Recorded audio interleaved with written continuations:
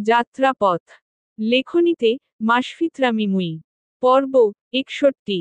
আমিরুল শাহর মাথা কাজ করছে না। বহু বছর ধরে নিজের কুকর্ম ফাঁস হয়ে যাওয়ার ভয় তাকে তাড়া করে বেড়াচ্ছে। লোক জানিয়ে অপরাধ করা সবার দ্বারা সম্ভব নয়। সমাজ এবং গার্ডদের ভয় যাদের নেই তাদের পক্ষে হয়তো সম্ভব। কিন্তু আমিরুল শাহ, তিনি ভীতু প্রকৃতির মানুষ।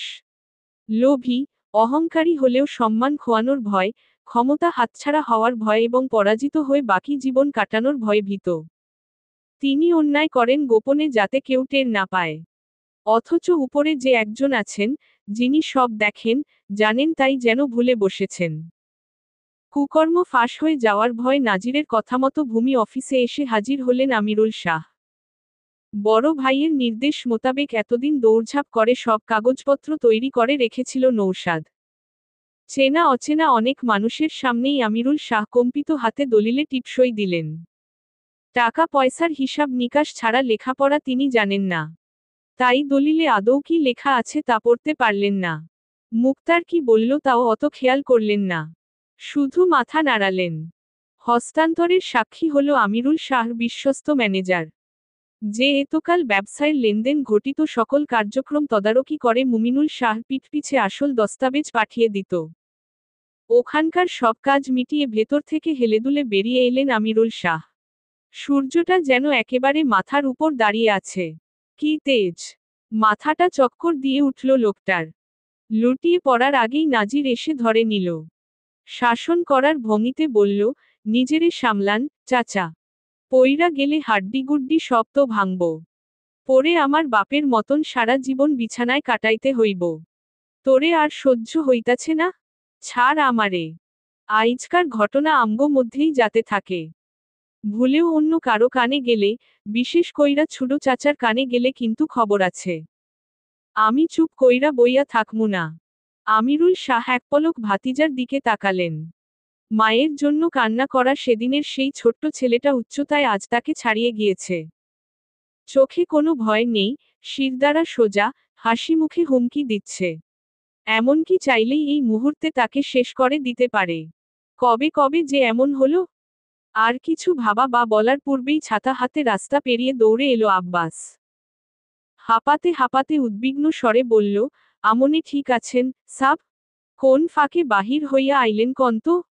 গুদামের ভিতরে গিয়া দেহি আমনে নাই, পরে হাসমতের কাছ থাইক্কা সব হুইনা এনে আইলাম। দম ছেড়ে নাজিরের উদ্দেশ্যে এবার প্রশ্ন ছুড়ল, তুই এই সময়ে এনে কেন? আমার চাচার কাছে আমি যখন ইচ্ছা আইমু। তুমি জিগানের ক্যাডা? চাচার বয়স হইছে, তারে দেইখা হুইনা রাইখো। ধরো, এখন বাড়ি তো লইয়া যাও। আমার একটু কাম আছে। আয় নৌশাদ। আব্বাস সন্দেহ নিয়ে তাদের যাওয়ার পথে তাকালো। হাতের ইশারায় বেবি অটো থামিয়ে আমিরুল শাহকে নিয়ে উঠে পড়ল তাতে। নৌশাদের বিস্ময় ভাব এখনো কমেনি। কৌতূহল ধরে রাখতে না পেরে বলেই ফেলল, এত কিছু তুমি একা একা কিভাবে করলে, ভাই? আমিরুল শাহর মতো লোভী একটা লোক এত সহজে জমি হস্তান্তর করে দিল?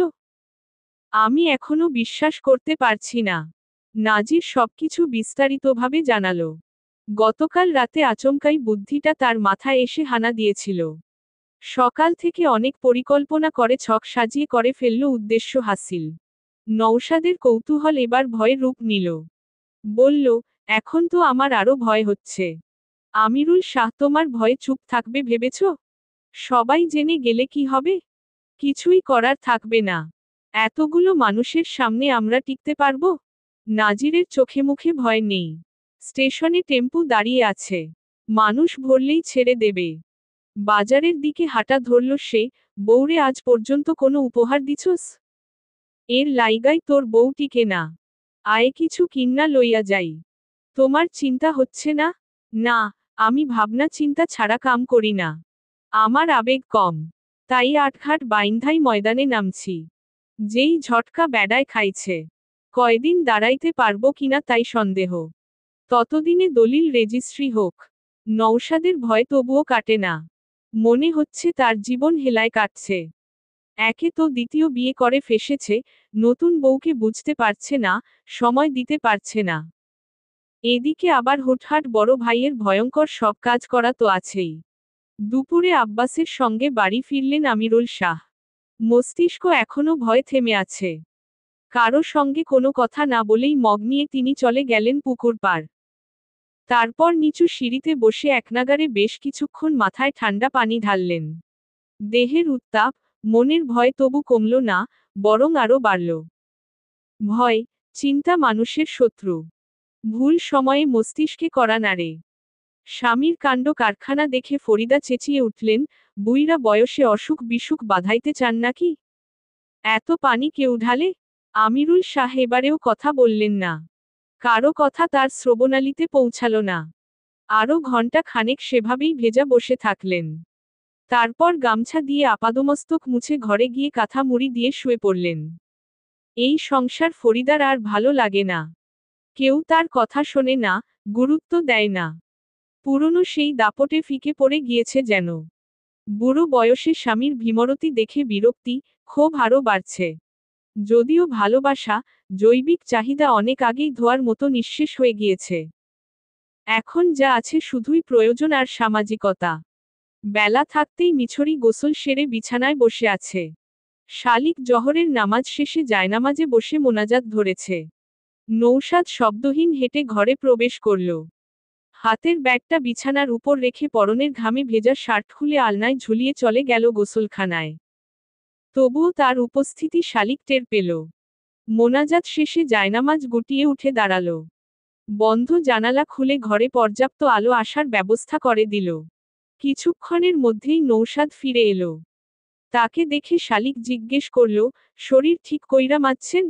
নাকি না মাইজ্জাই আইয়া পড়ছেন? রোজ রোজ শরীর কে মাজে?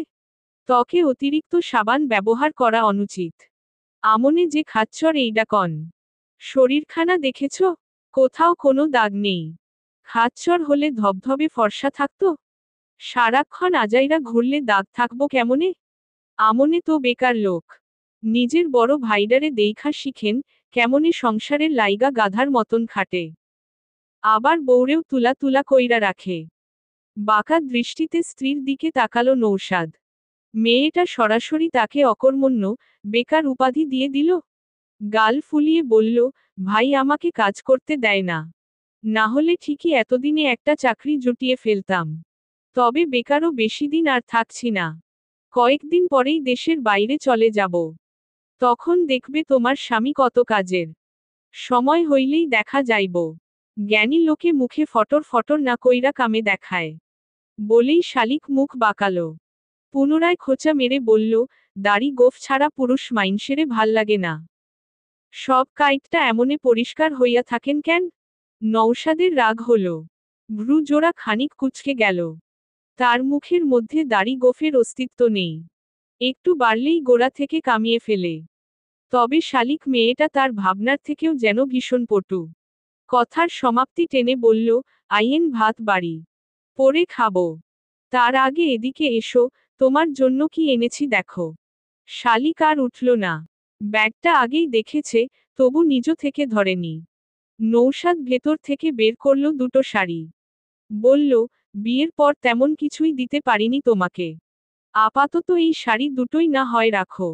স্বামীর থেকে পাওয়া প্রথম উপহার। শালিকের মনটা আনন্দে নেচে উঠল। দুই হাত দিয়ে ধরে মুগ্ধ চোখে তাকিয়ে বলল, অনেক সুন্দর হইছে। আমারে ভালা মানাইব। হাসলে শালিকের থুতনিতে টোল পড়ে। এর আগে নৌশাদ খেয়াল করেনি। দোকানে গিয়ে স্ত্রীর জন্য কি কিনবে বুঝতে পারছিল না সে। পূর্বে প্রথম বেতনের টাকা দিয়ে শখ করে একটি খয়েরি রঙের তাঁতের শাড়ি কিনেছিল সে লিলির জন্য।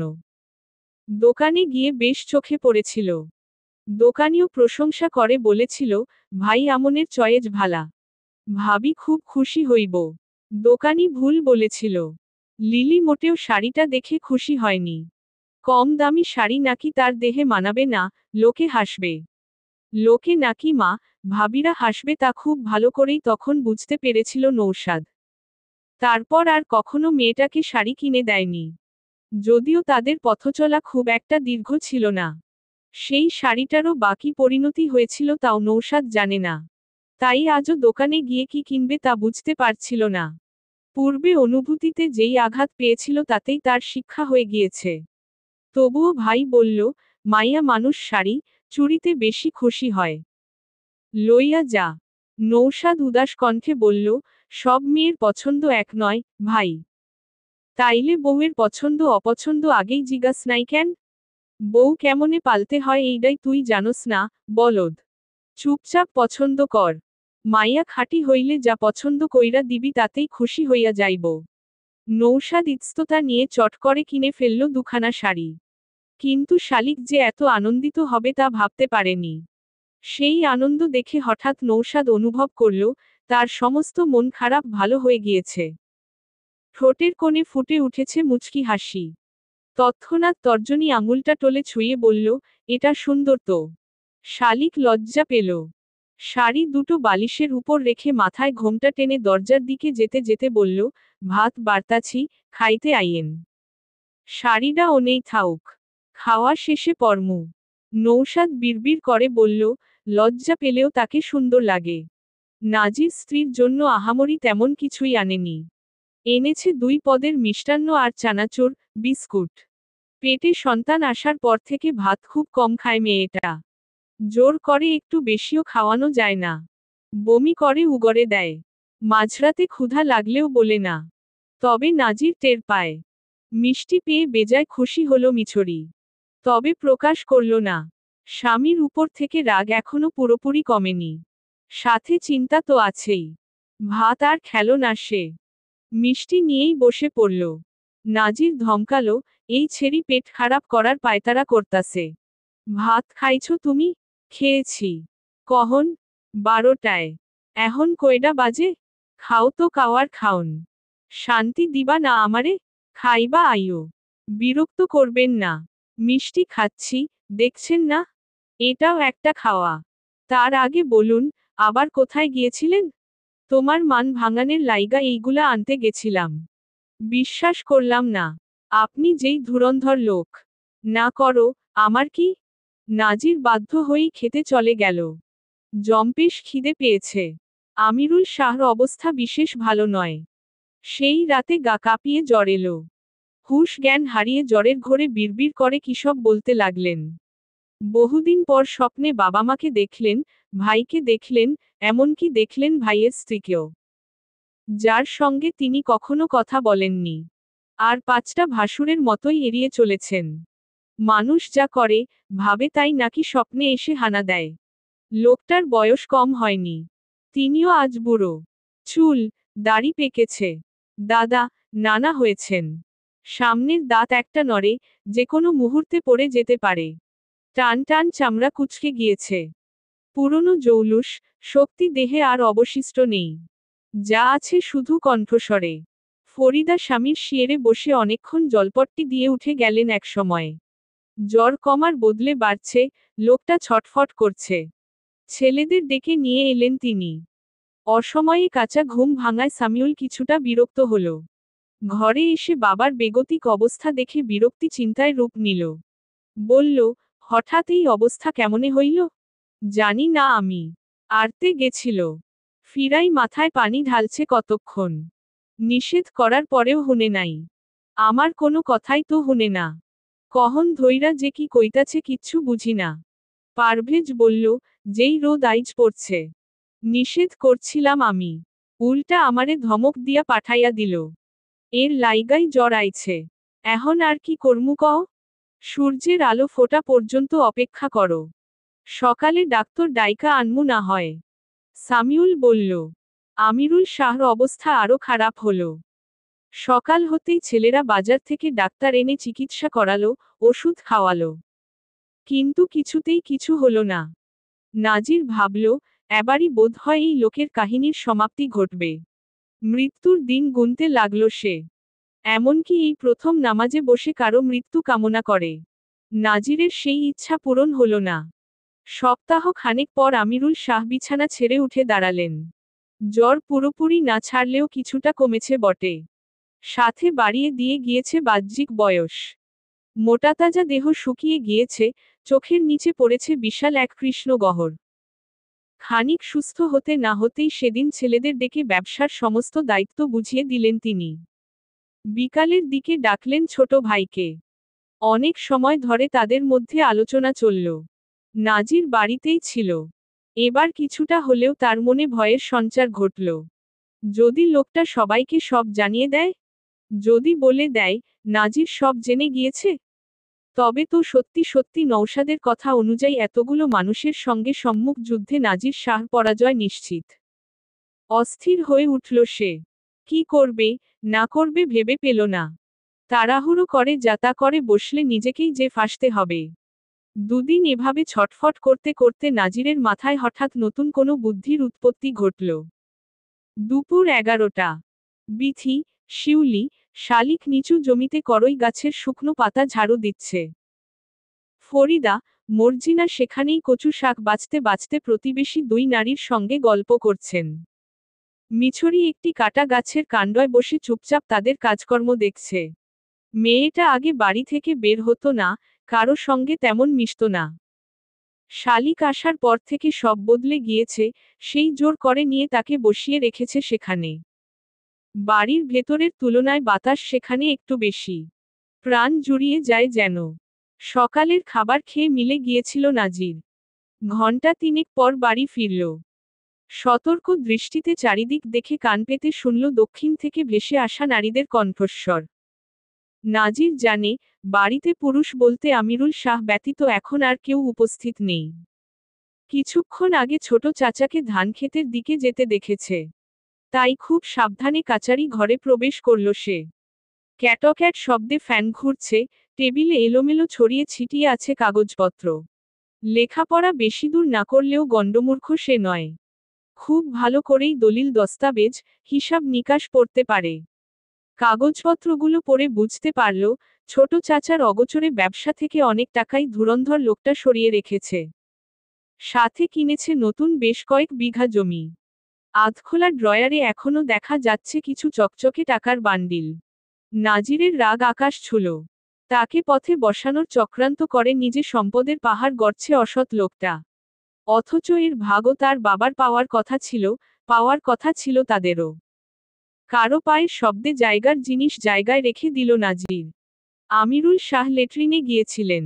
ফিরে আসতেই বেশ অবাক হলেন। বর্তমানে সোজা হয়ে না দাঁড়াতে পারায় লাঠিতে ভর করে চলেন। দ্রুত এসে কাগজপত্র সরাতে সরাতে বললেন, তুই এনে কেন? আবার কি চাস? আমনের লগে শেষ দেখা করতে আইলাম। শেষ দেখা মানে? ললাটে ভাঁজ পড়ল। মানে কিছু কথা কইতে আইলাম। গুরুত্বপূর্ণ কথা। কি এর গুরুত্বপূর্ণ কথা? তোর লগে আমার আর কোনো কথা নাই, কিছু লুকানোর নাই। আমগো সব কথা শেষ। উত্তেজিত হয়ে উঠলেন আমিরুল শাহ। দেহ কাঁপছে। নাজির এগিয়ে কেদারা টেনে বসতে দিল তাকে। জগ থেকে গ্লাসে পানি ভরে হাতে ধরিয়ে দিয়ে বলল, গলা ভিজান, চাচা। শান্ত হন। এই বয়সে বেশি উত্তেজিত হইলে স্ট্রোক কইরা দাদার কাছে যাইবেন গা। আমিরুল শাহ পানি খেয়ে শান্ত হওয়ার চেষ্টা করেও পারলেন না। নাজির যে তাকে শান্তি দিতে নয় বরং অশান্তি দিতে এসেছে। আজ কোনো কিছু না লুকিয়ে বলল, আমনেরে আরও কিছু কথা জানানোর বাকি আছিল। ভাবলাম বয়স্ক মানুষ। কবে না কবে মইরা যান আবার। তার উপরে নাজির তো নিজের প্রতিভা লুকাইতে পারে না। আমিরুল শাহ অধৈর্য হয়ে উঠলেন। আরও কি বলার বাকি আছে? যা বলেছে তাতেই তো লোকটার অবস্থা খারাপ হয়ে গিয়েছে। নাজির আর রাখঢাক না রেখেই বলল, আমনে জানেন সোহেলরে আমি মারছি। কিন্তু লাশ কেমনে গুম করছি এইডা জানেন? কেমনে আমনে গো নাকের ডগা দিয়া আকামগুলা করছি তা জানেন? এই সব বাদ দেই। ক্যাডায় সাহায্য করছে হেইডা জানেন? ক্যাডায় করছে? নওশাদে? নাকি মিল্টন? আরে না, ওই বলদ দুইডার হেডাম আছে। যা করার আমার শ্বশুরে করছে। চমকে তাকালেন আমিরুল শাহ। কাশেম সাহায্য করেছে। ওরাও তবে সব জানে? যা তিনি কখনো কল্পনা পর্যন্ত করেননি। কম্পিত কণ্ঠে বললেন, সিরাজ কই? তুই হেইদিন সিরাজের কথা কইছিলি। ওই জানে ওর পোলার লগে তুই কি করছস? সিরাজে কি সব স্বীকার কইরা দিছে? লোকটা ভারী বোকা। কে যে কখন তাকে কেমন করে ব্যবহার করে কিচ্ছু বোঝে না। এই যে এখন বুঝছে না আপন ভাতিজা নাজিরকে। আজ আর কিছু গোপন রাখল না নাজির। মানুষের শেষ সময়ে গোপনীয়তা রেখে কি করবে? বলল, সবই জানে। হেরেই সবার আগে জানাইছি। একদিন রাইতের আধারে শিকারীর মতন খোপাস কইরা তারে ধরলাম। আগের মতন আর পাখির ডানায় জোর নাই। অথচ আমার মায়েরে ওই ধুর মুখে আনতেও ঘৃণা করে। অবিশ্বাস্য দৃষ্টিতে আমিরুল শাহ ভাতিজার দিকে তাকিয়ে থাকেন। নাজির কোথায় সিরাজকে লুকিয়ে রেখেছে? তারা কেউ খুঁজে পায়নি কেন? ভয়ার্ত কণ্ঠে জিজ্ঞেস করলেন, কি করছো ওর লগে? কথা ক। আমি আর নৌশাদে মিলা মাইরা দিছি। কেমনে মারছি হুনবেন? কতগুলা টুকরা করছি জানেন? দাঁড়ান গুনি। শালবনে মাংসরি ফালাইছিলাম। শকুন, শেয়ালে খাইয়া লাইছে মনে হয়। কেউ ধরতে পারে নাই, টেরও পায় নাই। বর্ণনা শুনে আমিরুল শাহ আর বসে থাকতে পারলেন না। গা গুলিয়ে উঠল, ঘাম ছুটে গিয়েছে, চোখে সব ঝাপসা দেখছেন, হাত পা হয়ে আসছে অবশ। বসা থেকে উঠতে গিয়ে মেঝেতে লুটিয়ে পড়লেন তিনি। নাজির তার সামনে হাঁটু গেড়ে বসল। চোখে কি যেন চকচক করছে। বহু বছর আগে নিজের চোখে এমন ঝলক দেখেছিলেন আমিরুল শাহ। আজ সময় ভিন্ন, মানুষ ভিন্ন, বলির পাঠা স্বয়ং তিনি।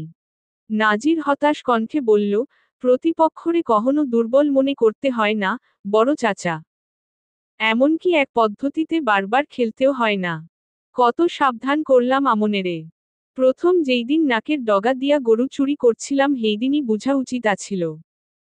সরাসরি যখন হুমকি দিছিলাম, নদীর ধারে যখন সোহেলের ভয়াবহ লাশ পাওয়া গেছিল তখনই বুঝা উচিত আছিল। কিন্তু আমনে বোকা মানুষ বুঝলেন না। বুঝলে হয়তো খেতে আগুন না দিয়া নাজিরের ঘরে দিতেন। নাজির উঠে দাঁড়ালো। তার চোখের সামনেই ড্রয়ার থেকে 2 বান্ডিল টাকা নিয়ে লুঙ্গির ভাঁজে গুজতে গুজতে বলল, জমি নিছি আমগো বাপের ভাগের পাওনাডা। আর এই টাহাগুলা ফসল পোড়ানের ক্ষতিপূরণ। সামাদ মিয়ার থাইক্কা বন্ধকি জমিটা ছুডাইতে হইব।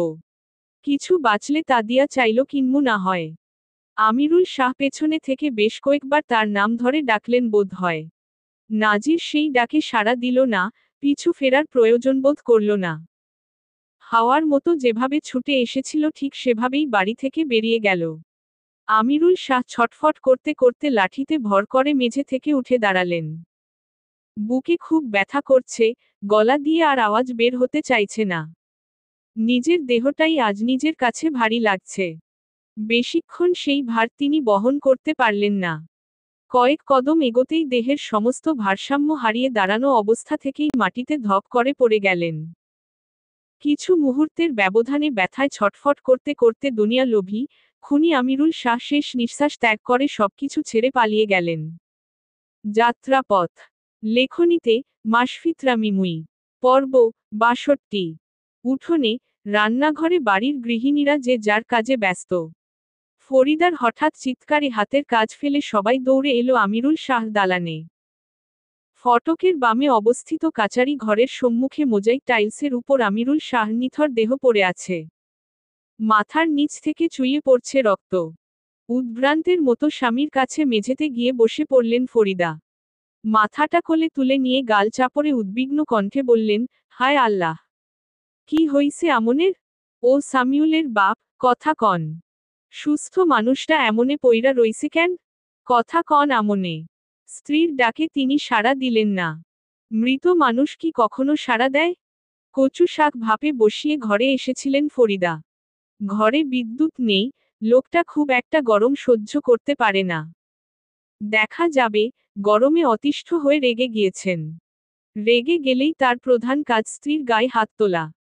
ভাইটা নিখোঁজের পর থেকে সাহস যেন আরও বেড়েছে। কদিন অসুস্থ থাকায় যায় একটু রক্ষে। তাই বিলম্ব না করে হাতপাখা নিয়ে সেদিকে ছুটলেন তিনি। স্বামীকে মেঝেতে পড়ে থাকতে দেখে অবাক হলেন। যাওয়ার আগে কাচারি ঘরে দেবরের সঙ্গে তাকে কথা বলতে দেখে গিয়েছিলেন। সেই মানুষটার একই হাল। মর্জিনা পুত্রবধূকে দিয়ে পুকুর থেকে বালতি ভরে পানি আনালেন। বিথির উদ্দেশ্যে বললেন, এনে দাঁড়াইয়া রইছ কেন? যাও, শ্বশুরের মাথায় পানি ঢালো। বিথি কি করবে বুঝতে পারছে না। চাচি শাশুড়ির নির্দেশে বালতি নিয়ে এগিয়ে গেল। ওই অবস্থায় মগ দিয়ে একনাগাড়ে মাথায় পানি ঢালল। কিন্তু কিছুতেই কিছু হলো না। ফরিদা ভয়ে কেঁদে ফেললেন। বাচ্চাদের মতো করে বললেন, শ্বাস চলে না, মাথা থাইক্কা রক্ত বাহির হইতাছে কেন? ক্যাডায় বাড়ি মারছে? ওই মর্জিনা। সবাইরে ডাক। তোর ভাসুররে হাসপাতালে লইয়া যাইতে হইব। মর্জিনা কাকে ডাকবেন ভেবে পেলেন না। ঘর থেকে বেরিয়ে চারিদিকে তাকালেন। বাড়িতে কোনো পুরুষ মানুষ নেই। এই সময়ে থাকার কথাও নয়। উপায় না পেয়ে প্রতিবেশীদের ডাকতে তাদের বাড়ি ছুটলেন। এক পর্যায়ে তাদের মাধ্যমেই লোকটাকে নিয়ে যাওয়া হলো হাসপাতালে। নাজির বাড়ি থেকে বেরিয়ে সোজা চলে এলো নিজের ধান মিলে। অসুস্থ, বয়স্ক একজন মানুষ একসঙ্গে এত সব নিকৃষ্ট সত্যের মুখোমুখি হলে কি আর সুস্থ থাকতে পারে? প্রথম জ্বর আসার পরেই বিষয়টা নাজির বুঝতে পেরেছিল। তাই সুযোগটা হাতছাড়া করল না। শত্রুদের বেশি দিন বাঁচিয়ে রাখতে নেই। নইলে সেই শত্রুই একসময় নিজের জন্য বিপদ হয়ে দাঁড়ায়। তাছাড়া নাজির নিজের কাজে দেরি করতে পছন্দ করে না। সহজ পথ থাকতে কি প্রয়োজন জটিল পথ ধরে বিপদকে ঘাড়ে নিয়ে ঘোরার? নাজির শব্দহীন হাসল। দুই হাত মাথার পেছনে ঠেকিয়ে ঝেড়ে ফেলল সব অলসতা। হিসেবের খাতায় কিছু লিখতে লিখতে বাকিদের দিয়ে কাজ করাচ্ছে নৌশাদ। রোজকার মতো ধান মিল জমজমাট। নাজির তাকে একপাশে ডেকে নিয়ে এলো। জিজ্ঞেস করল, সবার হিসাব লেখছস? হ্যাঁ, তিনজনের টাকা দেওয়া এখনো বাকি। ওইগুলা আমি দেইখা নিমু। নে, চাবিটা ধর। ড্রয়ার থাইক্কা টেহা নিয়া দলিলের রেজিস্ট্রির কাগজগুলা লইয়া আয়। এতদিনে হইয়া যাওয়ার কথা। চাবিটা নৌশাদের হাতে ধরিয়ে দিয়ে হিসাবের খাতা কেড়ে নিল নাজির। নৌশাদ অলস কণ্ঠে বলল, স্ট্যাম্প তো আমাদের কাছেই আছে। একসময় গিয়ে আনলেই হবে। তাড়াহুড়োর কি প্রয়োজন? প্রয়োজন আছে। যা তুই। পোশাক পাল্টাতে হবে। লুঙ্গি পরে যাওয়া যায়? এইখানেই কাপড় আছে। কাম শেষে দলিল হাতে বাড়ি তো ঢুকবি। বড় ভাইয়ের হঠাৎ ভিন্ন আচরণ বুঝতে পারল না নৌশাদ। বিরক্ত হলেও পাছে কোনো প্রশ্ন করল না। ভেতরের ঘর থেকে পোশাক বদলে তখনই চলে গেল শহরের উদ্দেশ্যে। আমিরুল শাহকে টেম্পুতে করে হাসপাতালে নিয়ে যাওয়ার কিছুক্ষণ পরে মৃত ঘোষণা করা হলো। মৃত সনদে কারণ হিসেবে লেখা হলো হৃদাঘাতে মৃত্যু। মাথা থেকে রক্তক্ষরণ হয়েছে শক্ত মেঝেতে চিত হয়ে পড়ে যাওয়ার কারণে। তবে মৃত্যুর সাথে এর কোনো সংযোগ নেই। ফরিদা ওখানেই জ্ঞান হারালেন। যতই স্বামীর প্রতি মনের ভেতরে ঘৃণা থাকুক, তবু সন্তানের পিতা সে। কতগুলো বছর একসঙ্গে কাটিয়েছেন দুজন। তার আচানক মৃত্যুকেই বা মেনে নিতে পারে? দীর্ঘদিন জ্বরে ভোগার পর হৃদাঘাতে শাহবাড়ির কর্তা আমিরুল শাহর মৃত্যু খবর পৌঁছে গেল গ্রাম থেকে শুরু করে সারা ইউনিয়ন জুড়ে। চুলায় রান্না চড়ালো শালিক আর শিউলি। মর্জিনা মাথায় হাত দিয়ে বসে আছেন। আহাজারি করে বলছেন, কি হইল মানুষটার? সুস্থ একটা মানুষ হঠাৎ কইরা কতগুলা দিন জ্বরে ভুগল। পরশু বিছানা থাইক্কা উঠতে দেখলাম। আর আইজ কিনা বুকের বিষে মইরা গেল। মাথা কাম করতাছে না। পাপ লাগছে পাপ। মুমিনুল শাহ ঝড়ের গতিতে বাড়ি ফিরলেন। দম ফেলে হাঁপাতে হাঁপাতে জিজ্ঞেস করলেন, কি ঘটছে বাড়ি তো? ভাইজানরে নাকি হাসপাতালে লইয়া যাওয়া হইছে? মর্জিনা আঁচলে চোখ মুছলেন, আমরা তো নামার খেতে আছিলাম, নাজমুলের বাপ। বাড়ি ফিরা চুলায় কচু ভাপে দিয়া বড়জন গেছে ঘরে। একটু পর হুনি হের চিল্লান। গিয়া দেহি কাচারি ঘরের দরজার সামনে ভাইজানে চেগাইয়া মাডিট পইরা রইছে। মাথা থাইক্কা রক্ত পড়তাছে। হেরপর ওই বাড়ির মুস্তফারে ডাইকা আইন্না ধরাধরি কইরা হেরে হাসপাতালে লইয়া যাওয়া হইছে। এখন আবার মোস্তফা আইয়া কইয়া গেল, তিনি নাকি আর নাই। বাড়ির বাকি পোলারা কই? নাজির কই? ওয়ে তো কোন সকালেই কামে গেছে গা। মুমিনুল শাহ আর এক মুহূর্তও সেখানে দাঁড়ালেন না। কি হচ্ছে এসব? বুঝতে পারছেন না। ছেলেরা খবর পেয়ে হাসপাতালে ছুটে গেল। সেখান থেকে পিতার মরদেহ আনতে আনতে বিকেল হল। দুদিন পরপর মৃত্যু যেন শাহ বাড়ির মানুষদের জীবনে স্বাভাবিক ঘটনা হয়ে দাঁড়িয়েছে। খবর পেয়ে বাজার থেকে নাজিরও বাড়ি ফিরে এলো। এমন ভাব যেন কিছুই সে করেনি, কিছুই সে জানে না। উল্টে নিজেও মনমরা হয়ে এতক্ষণ লাশের জন্য অপেক্ষা করে বসেছিল। আমিরুল শাহর মুখখানা কালচে বর্ণ ধারণ করেছে। ফরিদা কাঁদতে কাঁদতে ক্লান্ত হয়ে গেলেন। মুখে যাই বলুক, স্বামী ছাড়া এই বাড়িতে তার কোনো ক্ষমতা নেই, মূল্য নেই। স্বামীর দ্বারাই তো এতকাল এই সংসারে তিনি রাজ করেছেন। সাথে ভাইটাও নেই, নেই ভাইপো।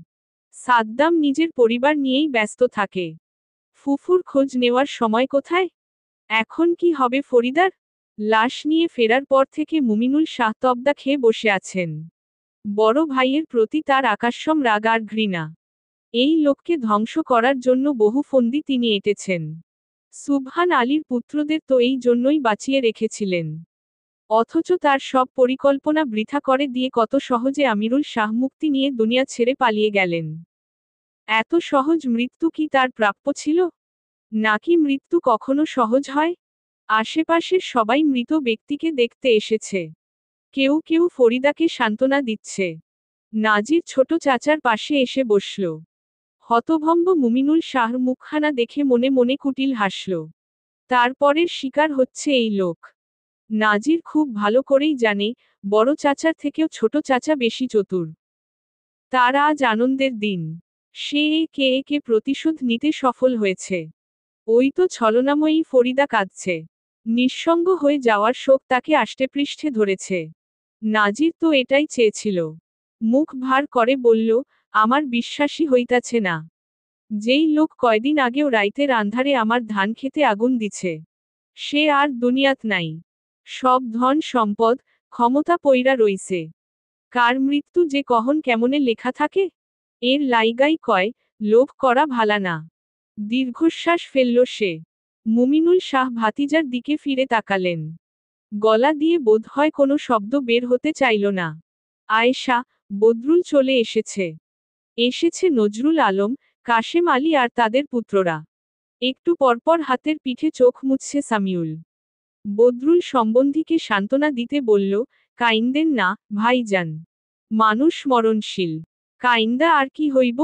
এখন থাইক্কা সবকিছু সামলানের দায়িত্ব তো আমনেরই। সকালেও আব্বার লগে ব্যবসায়িক কথাবার্তা কইয়া গেলাম।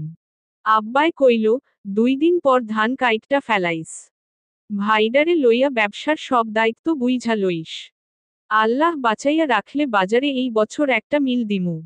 আমার সেই আব্বা এখন মৃত। খেতে যাইতেই হুনি আব্বা আর। গলা ধরে এলো সামিউলের। বদরুল ভ্রু কুচকে বলে উঠল, নাজিরের না মিল আছে? তাইলে আমনেরা আবার ক্যান খুলবেন? সামিউল সে কথার উত্তর দিল না। আয়েশা কাঁদছে। মেয়েকে খুব আদরে বড় করেছেন লোকটা। বড় হওয়ার পরেও সেই আদর একটুও কমেনি। যেদিন বাপের বাড়িতে বেড়ানো শেষে শ্বশুরবাড়ি ফিরে যেত সেদিন মেয়ের সঙ্গে মাসকাবাড়ি বাজার পাঠিয়ে দিতেন আমিরুল শাহ। মানুষ, সন্তান, স্বামী হিসেবে জঘন্য হলেও পিতা হিসেবে তিনি ছিলেন আদর্শ। পারভেজ থম মেরে উঠোনের এক কোণে বসে আছে। কি অনুভূতি প্রকাশ করা উচিত বুঝে উঠতে পারছে না। পিতার সাথে তার সম্পর্ক কখনোই গভীর ছিল না। ভয়ে দূরে দূরে থাকত, সর্বদা মুখোমুখি হওয়া থেকে এড়িয়ে যেত। সেই পিতা হঠাৎ করে কিনা এভাবে চলে গেল। সন্ধ্যায় কাজ সেরে নৌসাদ বাড়ি ফিরল। মরদেহ গোসল করানো শেষে কাফনে বেঁধে ফেলা হয়েছে। লোকমুখে ঘটনা শুনে, লাশ দেখে বাকিদের মতো নৌসাদও অবাক হল। সময়মতো আমিরুল শাহর জানাজা সম্পন্ন হল, দেওয়া হলো ভাইয়ের পাশে কবর। জানাজায় তেমন একটা মানুষ হয়নি। মোটে 2 কাতার। গ্রামের হতদরিদ্র মানুষগুলোকে কম অত্যাচার তো আর তিনি করেননি। সেগুলোই যেন অভিশাপ হয়ে ফিরে এলো। সব সম্পদ পড়ে রইল মাটির উপরে। অথচ তার ঠাঁই হলো এক টুকরো কাফনের সাথে মাটির নিচে। সুযোগ বুঝে নাজিরকে টেনে আড়ালে নিয়ে গেলেন কাশেম আলী। আশেপাশে সতর্ক দৃষ্টিতে নজর ঘুরিয়ে চাপা স্বরে বললেন, আসলেই কি আমিরুলে বুকের বিষে মরছে? পারভেজের কাছ থাইক্কা হুনলাম, ডাক্তরে নাকি এইডাই কইছে। ডাক্তর না, আমি তোর কথা হুনতে চাই। আমার বিশ্বাস হয় না কেন? এইসবের পিছনে তুই নাই তো? কি যে কন না, শ্বশুর আব্বা? আমি কি করমু? আমার মতন ছুডো একটা মানুষ চাচার বালডাও ফালাইতে পারবো না। এত বড় জালেম বুকের বিষে মরে? কে কেমনে মরব এইডা আমি কেমনে জানমু? কয়দিন ধইরা অসুখ আছিল হুনেন নাই? মাঘ আর চৈত মাসে বয়স্ক মাইনসেরা বেশি মরে। চাচা 2 মাস দেরি কইরা ফেলাইছে। তাছাড়া আমি কিছু করলে ডাক্তরগো কাছে ধরা পড়তো না? কাশেম আলীর সন্দেহ তবুও যায় না। নাজির আড়াল থেকে বেরিয়ে মাটির রাস্তা ধরে হাঁটতে লাগল। নিজেকে বাহবা জানালো। তবে মনটা ফুরফুরে লাগার পরেও সে আনন্দ করতে পারছে না। একেই বুঝি এক ঢিলে 2 পাখি মারা বলে? নৌশাদ দৌড়ে এসে তার পথচলার সঙ্গী হল। জিজ্ঞেস করল, ভাই, এটা কিভাবে সম্ভব? সকালেও তো লোকটা ঠিক ছিল, এখন কিনা সে নেই। মৃত্যু যে কখন কার দুয়ারে করা নাড়ে। তার মানে তুমি কিছু করেছ? নাজির নিঃশব্দে হাসল, ভাবছিল নাজির দুর্বল। আমারে হালকা হিসাবে লইয়া ধান খেতে আগুন লাগাইছে, মিল্টনগো রক্তাক্ত করছে। বারবার সাবধান করার পরেও বলদের লাহান এমন কাম কেমনে করে মাইনসে? নৌশাদ কি বলবে বুঝে উঠতে পারল না। বাকিদের মতো তারও বিশ্বাস করতে কষ্ট হচ্ছে। এই জন্যই ভাই তাকে জমির দলিল আনতে পাঠিয়েছিল। আজকের দিনটাই বা বেছে নেওয়ার উদ্দেশ্যে কি? কাল নৌশাদ এই দেশ ছাড়বে বলেই? মাথায় তার অজস্র প্রশ্ন ঘুরতে লাগল। নাজির কৈফিয়ত দেওয়ার প্রয়োজন মনে করল না। গলা ঝেড়ে বলল, বাড়ি তো যা, বউরে একটু সময় দে। এই বছর তো আর দেশে আইতে পারবি না। কাইল কয়ডায় পৌঁছাইতে হইব? যদি কেউ জানতে পারে, ওরা এবার আরো হিংস্র হয়ে যাবে। ভাই হোক, নদীত বাস কইরা কুমিরের লগে লড়াই না করলে বাঁচবি কেমনে? লড়াই? তুমি আমায় লড়াই করতে দিচ্ছ? বরং এসবের থেকে দূরে রাখার জন্য তাড়িয়ে দিচ্ছ। নাজির চুপচাপ হাঁটতে লাগল। কিছু দূর গিয়ে হুট করে বলল, তোর বউরে বাপের বাড়ি তো রাইখা যাইস। এই বাড়ি নিরাপদ না। আমি ভাসুর লাগি। কারে কেমনে সামলামো? বলেছিলাম, রাজি হয়নি। বলেছে, বাপের বাড়ি চলে গেলে নাকি আশেপাশের মানুষেরা পিঠপিছে খারাপ কথা বলবে। নারীদের জন্য স্বামীর ভিটেই সব। তাইলে থাক। আমি বরং তোর ভাবির বাপের বাড়ির মাইনসের লগে কথা কমু। ওইখানেই না হয় থাকব। মাসে মাসে খরচাপাতি যা লাগে পাঠাইয়া দিবি। ভাবির যেই অবস্থা, তুমি সারাদিন কাজকর্মে বাইরে থাকো। একা কিভাবে থাকবে? শালিক বাড়িতেই থাকুক। দুই বোন একসঙ্গে মিলেমিশে থাকলে সময় কেটে যাবে। বাড়ি তো যা, আমি হাত থাইক্কা ঘুইরা আইতাছি। অন্ধকার পথের দিকে নাজির হারিয়ে গেল একসময়। নৌশাদ বাড়ি ফিরে এলো। ভেতর ঘর থেকে একাধিক লোকের কথার আওয়াজ ভেসে আসছে। সেদিকে কান না দিয়ে ঘরে প্রবেশ করল সে। শালিক যেন তার অপেক্ষাতেই এতক্ষণ বসেছিল। জগ থেকে গ্লাসে পানি ঢেলে এগিয়ে দিল। ঘর্মাক্ত শরীরে হাতপাখা দিয়ে বাতাস করতে করতে বলল, সারাদিন কই আছিলেন? বাড়ি তো কি একটা ঘটনা ঘইটটা গেল। আমার তো ডর লাগতাছে এখন। তোমার ভয় লাগবে কেন? মানুষ মরলে আমার ডর লাগে। এত বড় বাড়ি তো আস্তা একটা মানুষ মইরা গেল। আমি একলা একলা থাকমু কেমনে? এই জন্যই তো বাপের বাড়ি চলে যেতে বলেছি। জামু না। নাছরবান্দা নারী। আমনে কাইল যাইবেন গা? হ্যাঁ। আমার কান্দন আইতাছে। তো কান্দ। আমনের লগে একটু সংসার করার সুযোগ পাইলাম না। একটু আদর, ভালোবাসাও দিলেন না। আমনে খুব পাষাণ। পাষাণ?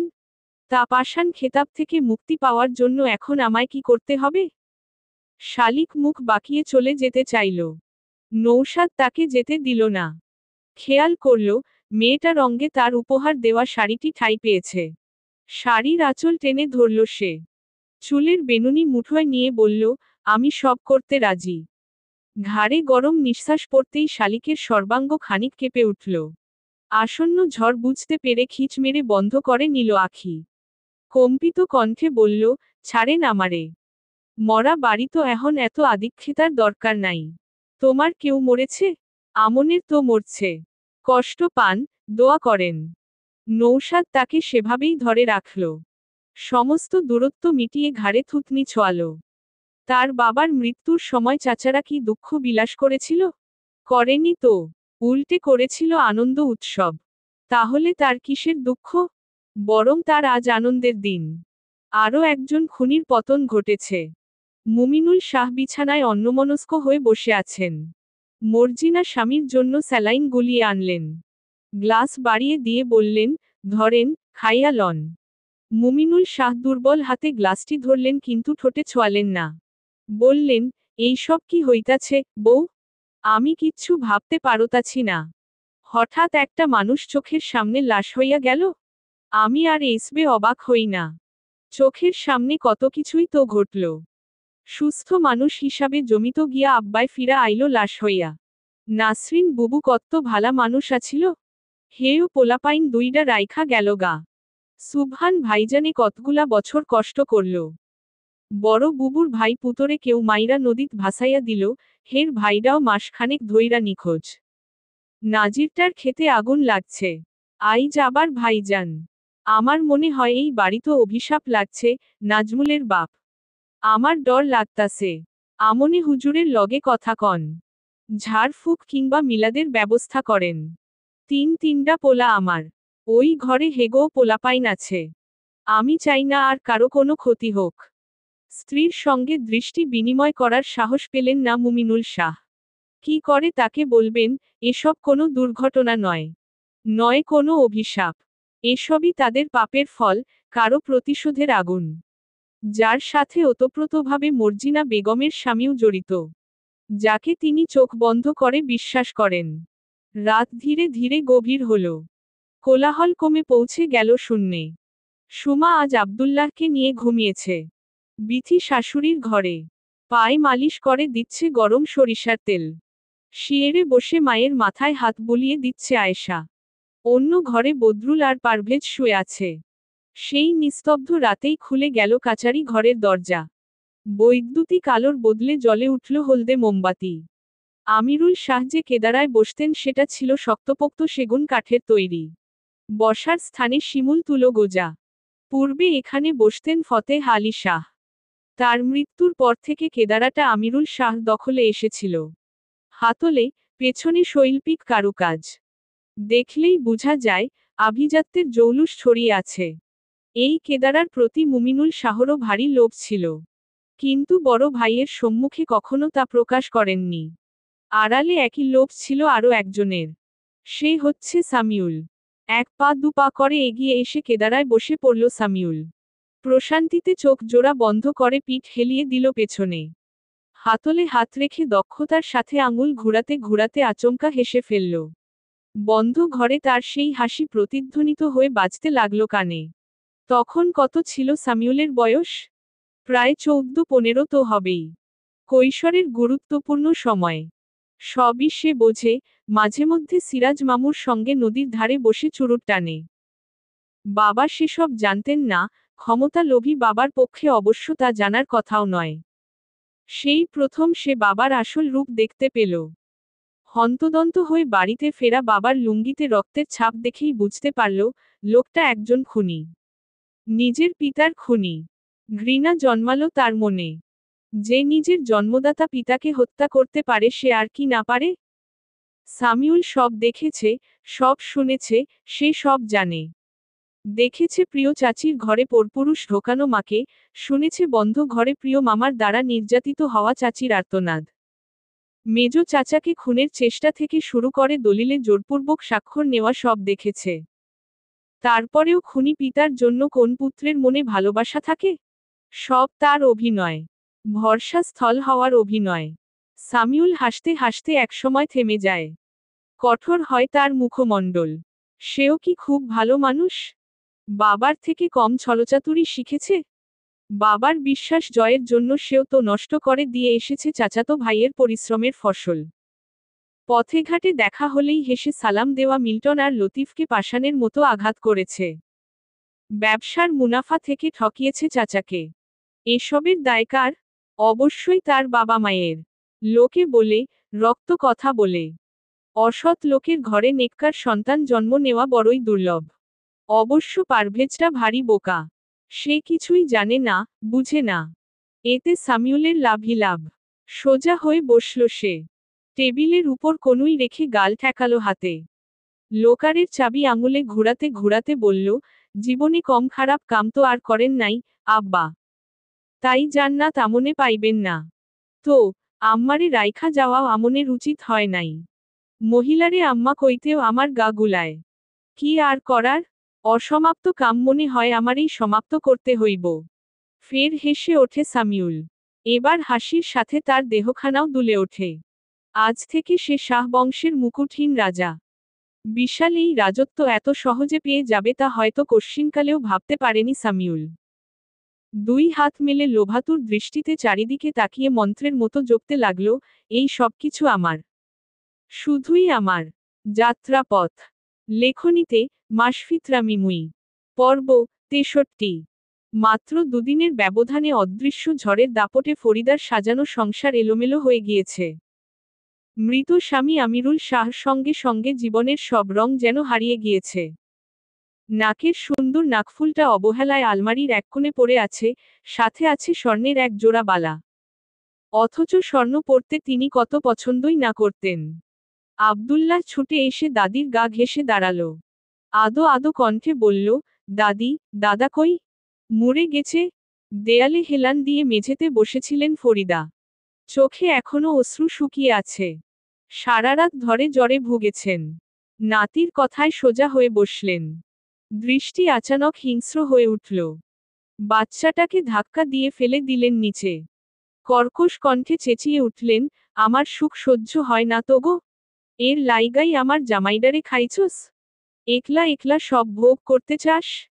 কিচ্ছু দিমু না। কাউরে কিচ্ছু দিমু না। সবাইরে জানে মাইরা দিমু। নরম দেহে বেশ ব্যথা পেয়েছে আব্দুল্লাহ। নিচে বসেই কেঁদে দিল। মায়ের চিৎকার আর ছেলের কান্না শুনে নিজের ঘর থেকে ছুটে এলো সামিউল। বাবার শেষ কাজের পেছনে ছোটাছুটির চক্করে ঠিকঠাক খাওয়া হয়নি। সবে সকালের খাবার খেতে বসেছিল।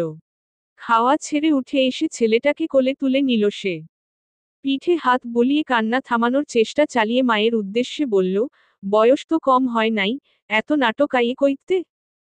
এমন ভান করতাছেন যেন আব্বারে কত ভালাবাসতেন। ছেলের কথায় ফরিদা অবাক হলেন। কিছু বলার পূর্বেই আব্দুল্লাহকে নিয়ে ঘর থেকে বেরিয়ে গেল সামিউল। হাতের কাজ ফেলে বিথি ছুটে এসেছে। ছেলের দিকে হাত বাড়িয়ে দিয়ে বলল, বারবার নিষেধ করছি, দাদির কাছে যাইস না। দাদির মাথা এখন ঠিক নাই। সেই গেলই। ওরে আমার কোলে দেন। আমনে গিয়া ভাত খান। আমার পোলার কান্না আমিই থামাইতে পারমু। তাই না, বাজান? কান্দে না, আইও আমরা ঘুইরা আহি। বিথি কথা বাড়ালো না। বাপ ছেলেকে ফটক দিয়ে বেরিয়ে যেতে দেখে নিজেও হেসেলের দিকে ছুটল। স্ত্রীকে দুইবেলা উত্তম মধ্যম দিলেও ছেলেমেয়ে অন্তঃপ্রাণ সে। ফরিদার গালমন্দ, প্রলাপ বন্ধ হল না। বরং ছেলের কথা শোনার পর থেকে আরো বাড়ল। শেষে ক্লান্ত হয়ে উন্মাদের মতো কাঁদতে লাগল। আয়েশা এসে মাকে সামলালো। নাজির বারান্দায় বসে মুড়ি চিবোতে চিবোতে সেই কান্নার শব্দ শুনছে। তার ভেতরে সন্তুষ্টি কাজ করছে।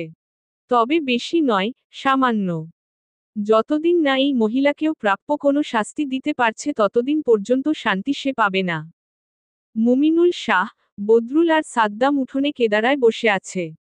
কিছুক্ষণ আগে নওশাদের দেশ ছাড়ার সংবাদ শোনার পর থেকে নাজিরের উপর তিনি নারাজ হয়ে আছেন। চোখে মুখে সেই রাগও স্পষ্ট ফুটে উঠল। মুখ ভার করে বললেন, এত কিছু কইরা ফেললি অথচ একটাবার আমগো জানাইলি না? পাসপোর্ট তো আর একদিন বা 2 দিনে হয় নাই। এর লাইগাই কি তবে জমি বন্ধক দিছিলি? আমি তো ভাবছিলাম অন্য কিছু। নাজির নির্বিকার ভঙ্গিতে এখনো মুড়ি চিবোচ্ছে। হাত ছেড়ে বলল, কইয়া লাভ কি? টেহা পয়সা দিয়া তো আর কখনো সাহায্য করতেন না। উল্টা বাগড়া দিতে হাজির হইয়া যাইতেন। মুমিনুল শাহ অপমানিত হলেন। বদরুল দুদিকে মাথা নাড়িয়ে অসন্তোষ প্রকাশ করে বলল, এইডা তুমি ঠিক করো নাই, নাজির। ময় মুরুব্বি গো মান্য কইরা চলতে হয়।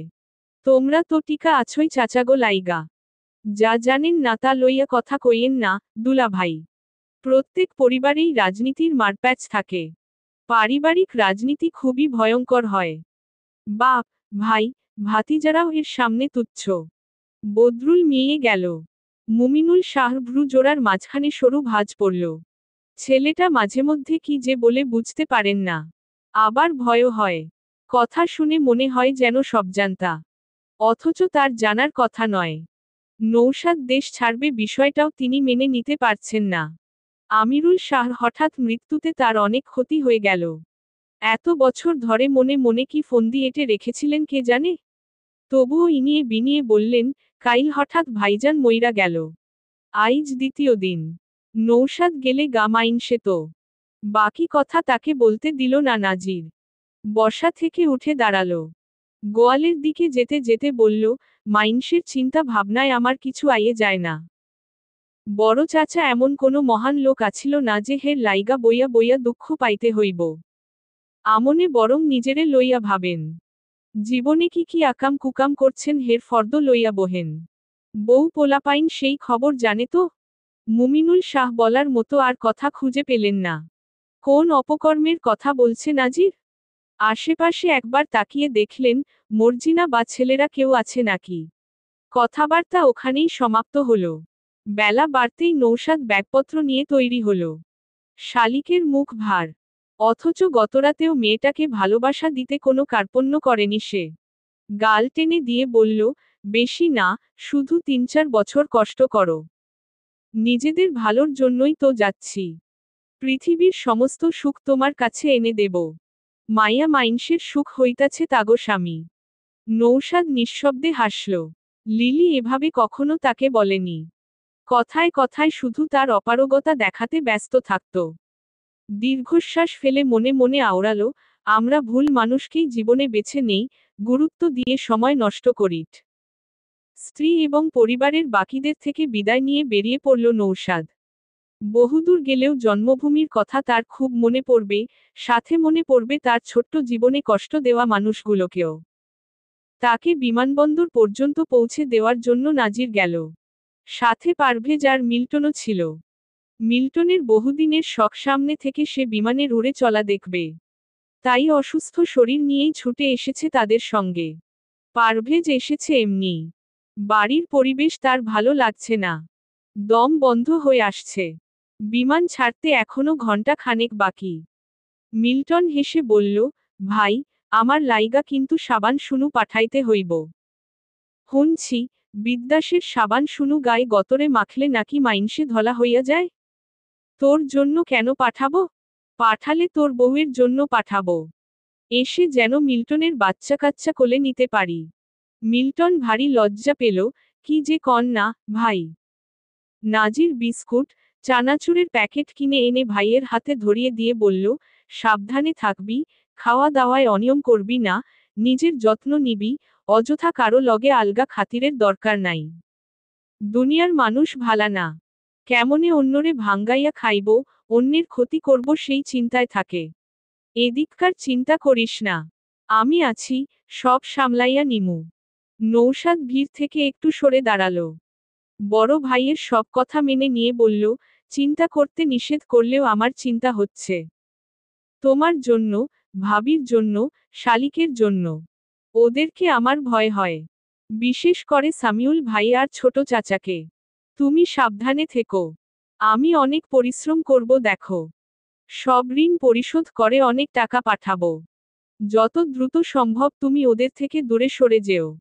বাপের ভিটে বাড়ির কোনো প্রয়োজন নেই, ভাই। জীবনে শান্তিটাই আসল। নাজিরের যে চিন্তা হচ্ছে না তাও নয়। তবুও সে কথা ঘুরালো। একসময় সবার থেকে বিদায় নিয়ে ভেতরে চলে গেল নৌশাদ। দুপুরের দিকে বাড়ির পথে রওনা দিল তারা। বাসে মুখ ভার করে পাশের আসনে বসে আছে পারভেজ। মিল্টন পেছনে। কনুই দিয়ে তাকে গুতা মারল নাজির। জিজ্ঞেস করল, মুখ কডার মতন কইরা রাখছস কেন? বাপের কথা খুব মনে পড়তাছে? নাক টেনে চোখের পানি আটকানোর চেষ্টা করল পারভেজ। জানালার বাইরে দৃষ্টি রেখে বলল, কি যে হইতাছে কিচ্ছু বুঝতাছি না, ভাই। আমগো লগেই কেন এমন হইতাছে? কাইল সকালেও আব্বারে সুস্থ দেখলাম। খাওয়ার সময় কইল, মন দিয়া কামকাজ শিখ। কয়দিন পর তোর বিয়া দিমু। দুপুরে আইয়া দেহি আমার সেই সুস্থ সবল আব্বায় হাসপাতালে লাশ হইয়া পইরা রইছে। তাইলে বোঝ, এতদিন আমি আর নৌশাদ কত কষ্টে আছিলাম। আমরাও তো শহর থাইক্কা ফিরা বাপের লাশই দেখছি। আমগো সান্ত্বনা দেওয়ার মতো কেউ আছিল না। তবু তো তাও সব আছে। হাতের উল্টো পিঠে চোখ মুছল পারভেজ। নাজির তার কাঁধে ভরসার হাত রাখল। ছেলেটা আসলেই সাদাসিধে বোকা কিছিমের। অন্তত বাবা মা, ভাই বোনদের থেকে ভালো। নাজির অন্যমনস্ক হয়ে বলল, যেই দিন সত্য জানতে পারবি সেই দিন আর কষ্ট লাগবো না। বরং এমন অমানুষের ঘরে পয়দা হইছস বইল্লা আফসোস করবি। পারভেজ সে কথা শুনল কি শুনল না বুঝা গেল না। দুপুরের রান্নার সময় আজ আর শালিককে হেসেলের আশেপাশেও দেখা গেল না। স্বামীর বিরহে বিছানায় শুয়ে আছে সে। মিছরি আজ চুমকিকে নিয়ে রান্নাটা সারল। মেয়েটাকে আজকাল কম দেখা যায়। কদিন পর নাকি তার বিয়ে। রান্না শেষে ভাতের হাঁড়ি ঘরে রেখে গোসল সেরে এলো মিছরি। নামাজ পড়ে ভেজা চুল ঝাড়তে ঝাড়তে জায়ের ঘরে এসে বসল। হাতে চিমটি কেটে বলল, বিয়ের মাস পেরোয়নি অথচ স্বামীর বিরহে মেয়েটা দিন দুনিয়া ভুলে বসেছে। তুই কি বুঝবি? তোর জামাই তো তোর কাছেই। তবুও তোর মতো কখনো করিনি।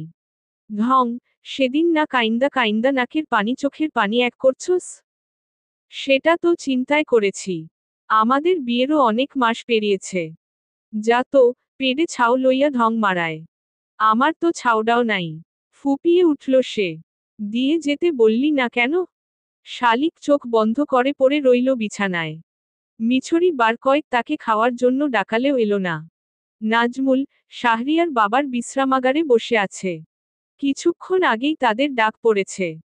চারিদিকে কাগজের স্তূপ দেখা যাচ্ছে, মাঝখানে ছোট চকি আর সামনে উঁচু আসন।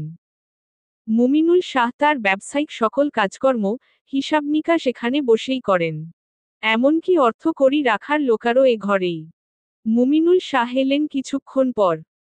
কেদারায় বসে পানি পান করে বললেন, তোগো আম্মার হাতের রান্ধার জবাব নাই। পেটের কি অবস্থা হইছে দেখছস?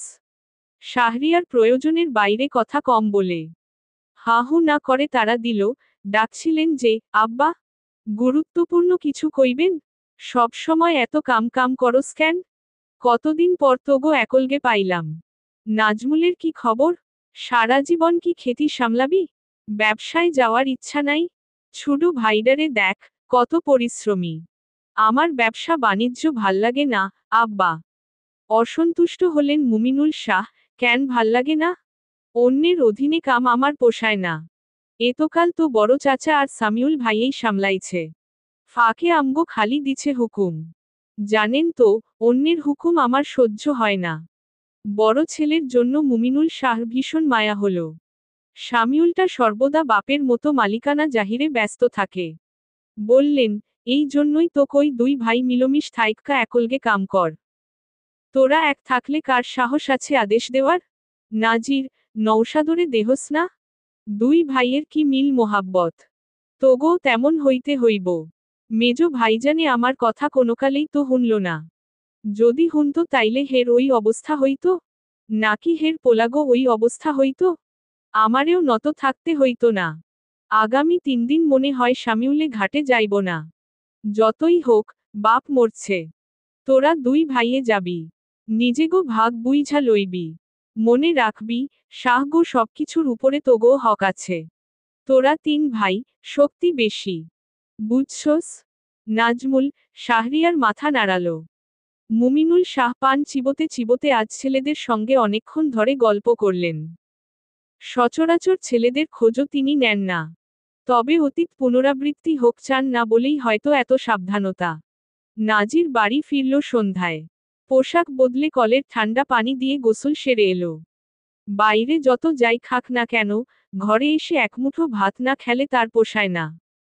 মিছরি খাবার বেড়ে তার অপেক্ষায় বসে আছে। নাজির চুল মুছে সামনে এসে বসল। হেসে জিজ্ঞেস করল, তুমি খাইছ? মিছরি তার দিকে তাকালো না। ছোট্ট করে উত্তর দিল, হ্যাঁ। তোমার লাইগা একটা শাড়ি আনছি। দেহ তো পছন্দ হয় কিনা? পরে দেখব, আপনি খেয়ে নিন। এমনিতেই যা দুরবস্থা, এখন আবার অযথা এত খরচ করার কি প্রয়োজন? তোমারে এইসব লইয়া ভাবতে নিষেধ করছি না। মিছরি আর উত্তর দিল না। নাজির গতকাল থেকে খেয়াল করছে মেয়েটা তার দিকে ঠিক করে তাকাচ্ছে না, হাসছে না, কথায়ও নেই কোনো মাধুর্য। হলো কি?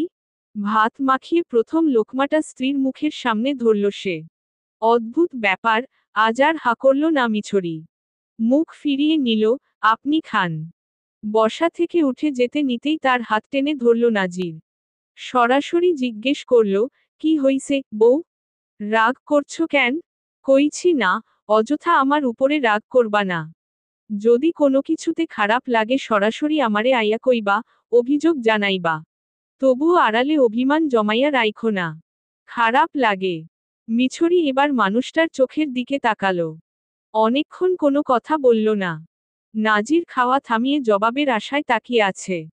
একসময় অধৈর্য হয়ে ফের জিজ্ঞেস করল, কি হইছে? কও না কেন? শরীর খারাপ লাগে? কাইলি ডাক্তরের কাছে লইয়া যামু।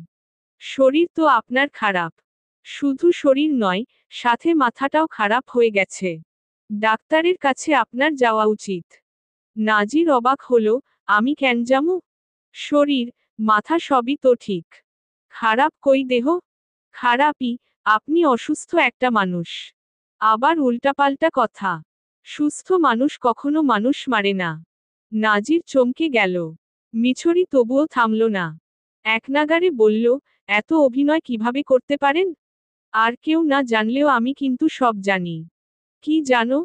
বড় চাচাকে আপনি মেরেছেন। নাজির কি প্রতিক্রিয়া দেখাবে, বলবে বুঝতে পারে না। কুচকানো ভ্রুজোড়া আরো কুচকে গেল। জোরপূর্বক হেসে বলল, দিনে ঘুমাও নাই? কি যে কইতাছ? মাইনষের কানে গেলে কি হইব ভাবতে পারতাছ? ব্যাডায় মরছে বুকের বিষে। ডাক্তরেও হেই কথাই কইছে। আর এই মাইয়ায় কয় আমি নাকি মারছি। বুইড়াকালে এমন একটু আধটু হয়।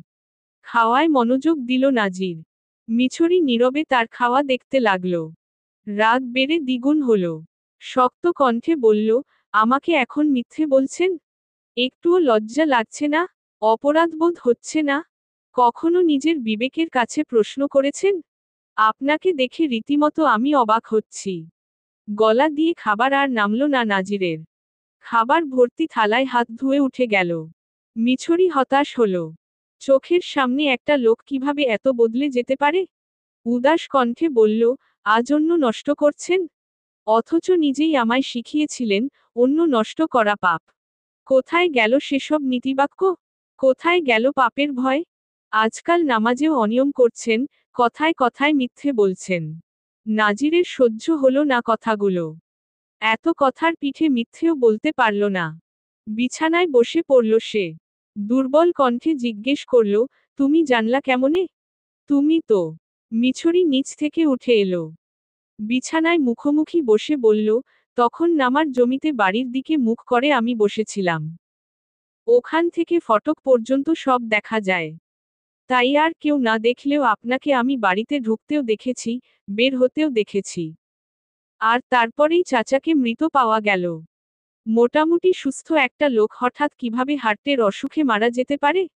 আর আপনি বামিলে না গিয়ে হুট করে বাড়ি ফিরে এসেছিলেন কেন? বড় চাচার সাথে বরাবরই আপনার দ্বন্দ্ব।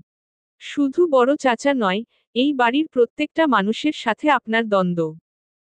তাই আপনি যে কিছু একটা করেছেন তা নিয়ে সন্দেহের অবকাশ থাকে না। কি করেছেন? ধাক্কা মেরে ফেলে দিয়েছিলেন? নাজির কিছুক্ষণ চুপ থাকে।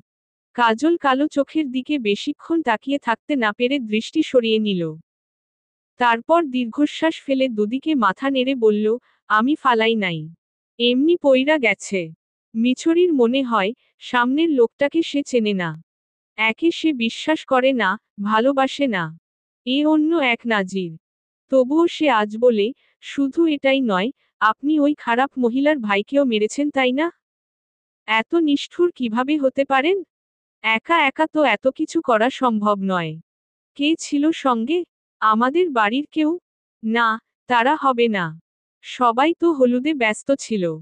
তাহলে, আপনার ভাই? আজ বোধ হয় নাজিরের অবাক হওয়ার পালা। চতুর নাজিরের চতুরতা কিনা শেষমেশ ধরা পড়ে গেল এই পুচকে মেয়ের কাছে। জিজ্ঞেস করল, এইডা জানলা কেমনে? আপনার ভুলের কারণে জেনেছি। আমার ভুল? আপনাকে আমি যতটুকু চিনি, আপনি কথার খেলাপ করার মানুষ নন। বলেছিলেন, রুহুল ভাইয়ের হলুদে যাবেন কিন্তু সময়মতো যাননি। যখন গেলেন তখন আপনাকে অদ্ভুত লাগছিল, চোখে ছিল ভয়। ভয় আপনার সাথে যায় না। সর্বশেষ শার্টের কলারে রক্তের দাগ। জিজ্ঞেস করার পর কি বোকা বোকা সব যুক্তি দিলেন বলুন তো?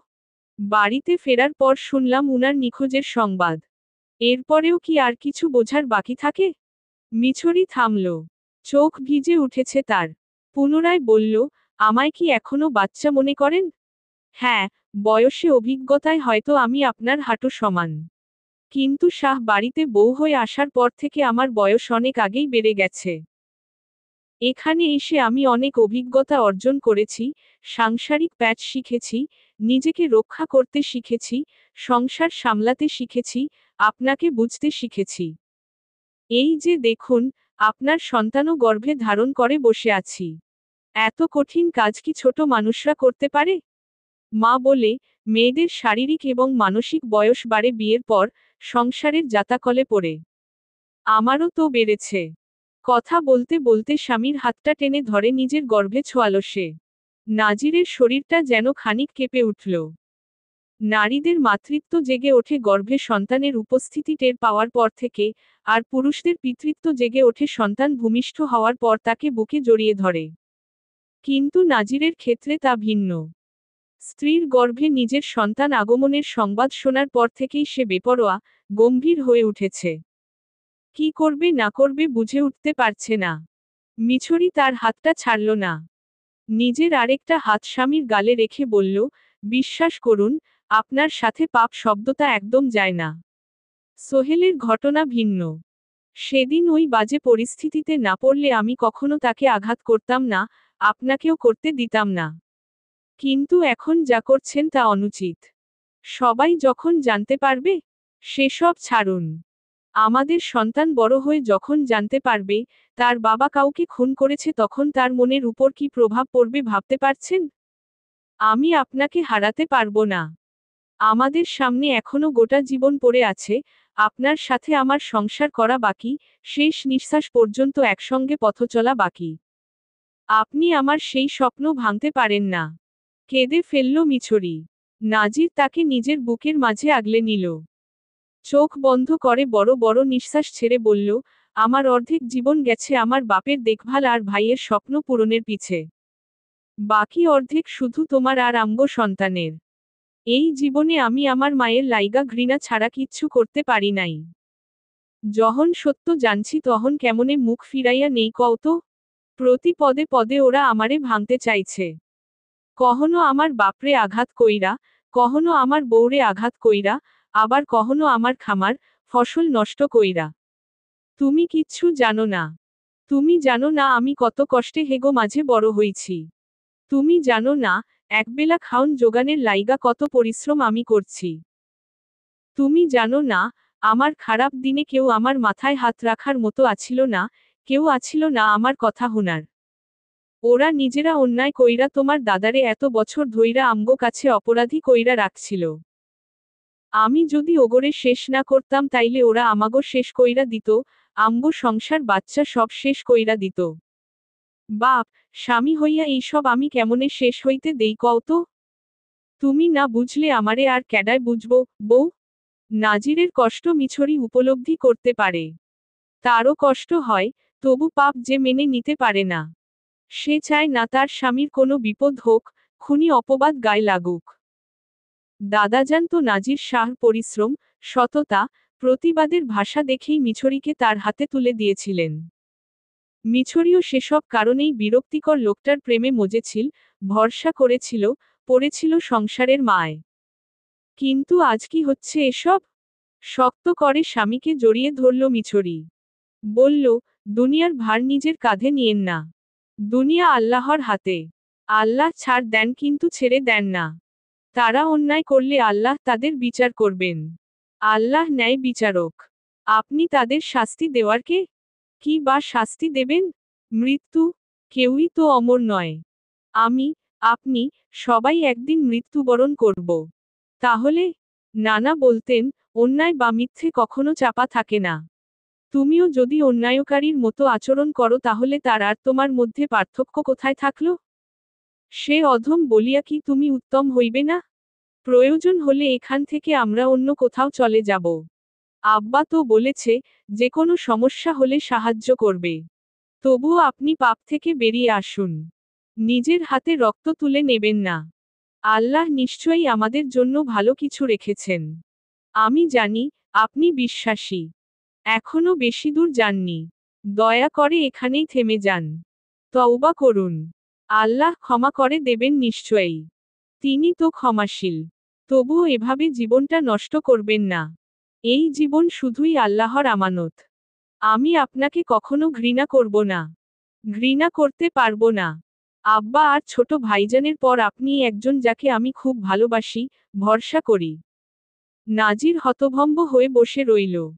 সহধর্মিনীর কথায় আজ তার অহমিকার প্রাচীর যেন ভেঙে চুরমার হয়ে গেল। উপলব্ধি করল, এত গভীরভাবে কখনো সে ভাবেনি। সৃষ্টিকর্তার কাছে আশ্রয় চায়নি। এতদিন শুধু প্রতিশোধের নেশায় মত্ত ছিল। প্রতিশোধ আসলে কি? কি আছে এতে? মানুষ কি আদৌ কারো ন্যায্য বিচার করতে পারে? শুধু মৃত্যুই কি অন্যায়ের শাস্তি? যাত্রাপথ। লেখনীতে মাসফিতরা মিমুই। পর্ব ৬৪। বৈশাখের কড়া রোদে গৃহস্থ বাড়ির ধানের কাজ শেষ হয়ে জ্যৈষ্ঠের আগমন ঘটেছে। আম, কাঁঠাল পাকার গন্ধ চারিদিকে ছড়িয়ে পড়েছে। লতিফ, মিল্টন এখন সুস্থ। ধান মিলে তাদের প্রচুর ব্যস্ততা। নাজির সুযোগ বুঝে কম দামে বছরের জন্য কয়েক মণ চাল কিনে রেখেছে। সংসার তো চালাতে হবে। আমিরুল শাহ চল্লিশা গতকাল শেষ হয়েছে। তবে শাহ বাড়ির ভেতরে শান্তি নেই। তার সাথেই যেন মাটির নিচে চাপা পড়েছে। ফরিদা আগের তুলনায় শান্ত হয়ে গিয়েছেন। সংসারের সর্বেসর্বা এখন বিথি। দিন দিন নিজেকে বড় কিছু মনে করছে। শান্তশিষ্ট শামিউলেরও অনেক পরিবর্তন হয়েছে। যখন তখন মেঘের মতো গর্জে উঠছে। গত রাতেও বাড়িতে প্রবেশ ঘটেছে আজেবাজে লোকের। শোনা গিয়েছে হাসির শব্দ। বাইরের আড্ডা এখন ঠাঁই পেয়েছে ঘরে। তার পাশাপাশি চাচার সাথে দুদিন পরপর ব্যবসায়িক কাজকর্ম নিয়ে ঝামেলা তো লেগেই আছে। মুমিনুল শাহ এতে অতিষ্ঠ। বাপকে সহ্য করেছেন বলে ছেলেকেও সহ্য করবেন নাকি? যে কোনো সময় ঝড় আসতে পারে। নাজির তাদের সেই ঝামেলার আগে পাছে কোথাও নেই। এক ফাঁকে আমিরুল শাহ থেকে প্রাপ্ত জমির কিছু অংশ নওশাদের নামে রেজিস্ট্রি করে দলিল নিরাপদ স্থানে সুরক্ষিত করে রেখেছে সে। তাই এসব নিয়ে চিন্তার প্রয়োজন নেই। তবে তার চিন্তা অন্য জায়গায়। গতকাল উঠোন ঝাড়ু দিতে গিয়ে মরিচ গাছের নিচে একটা তাবিজ, ভিন্ন ভাষায় লেখা ছোট্ট একটা কাগজ, আর কিছু মেয়েলি চুল পেয়েছিল শালিক। সেটা দেখেই মর্জিনা বলে উঠলেন, এইসব দিয়া তো কালাজাদু করে। আমগো বাড়ি তো কইতে আইলো। তৎক্ষণাৎ সেগুলো নিয়ে মসজিদের ইমামের কাছে গিয়েছিল নাজির। মর্জিনার কথাই ঠিক। হুজুরও বললেন, সূরা উল্টা কইরা লেখা। মাইয়া লোকের চুল দেখা যায়। কাউরে নিশ্চিত সন্তান নষ্ট হওয়ার বান মারা হইছে। তুমগো বাড়ি তো পোয়াতি ক্যাডা? আমার বউ। কোনো অদ্ভুত পরিবর্তন লক্ষ্য করছো? নাজির ভাবার জন্য সময় নিল।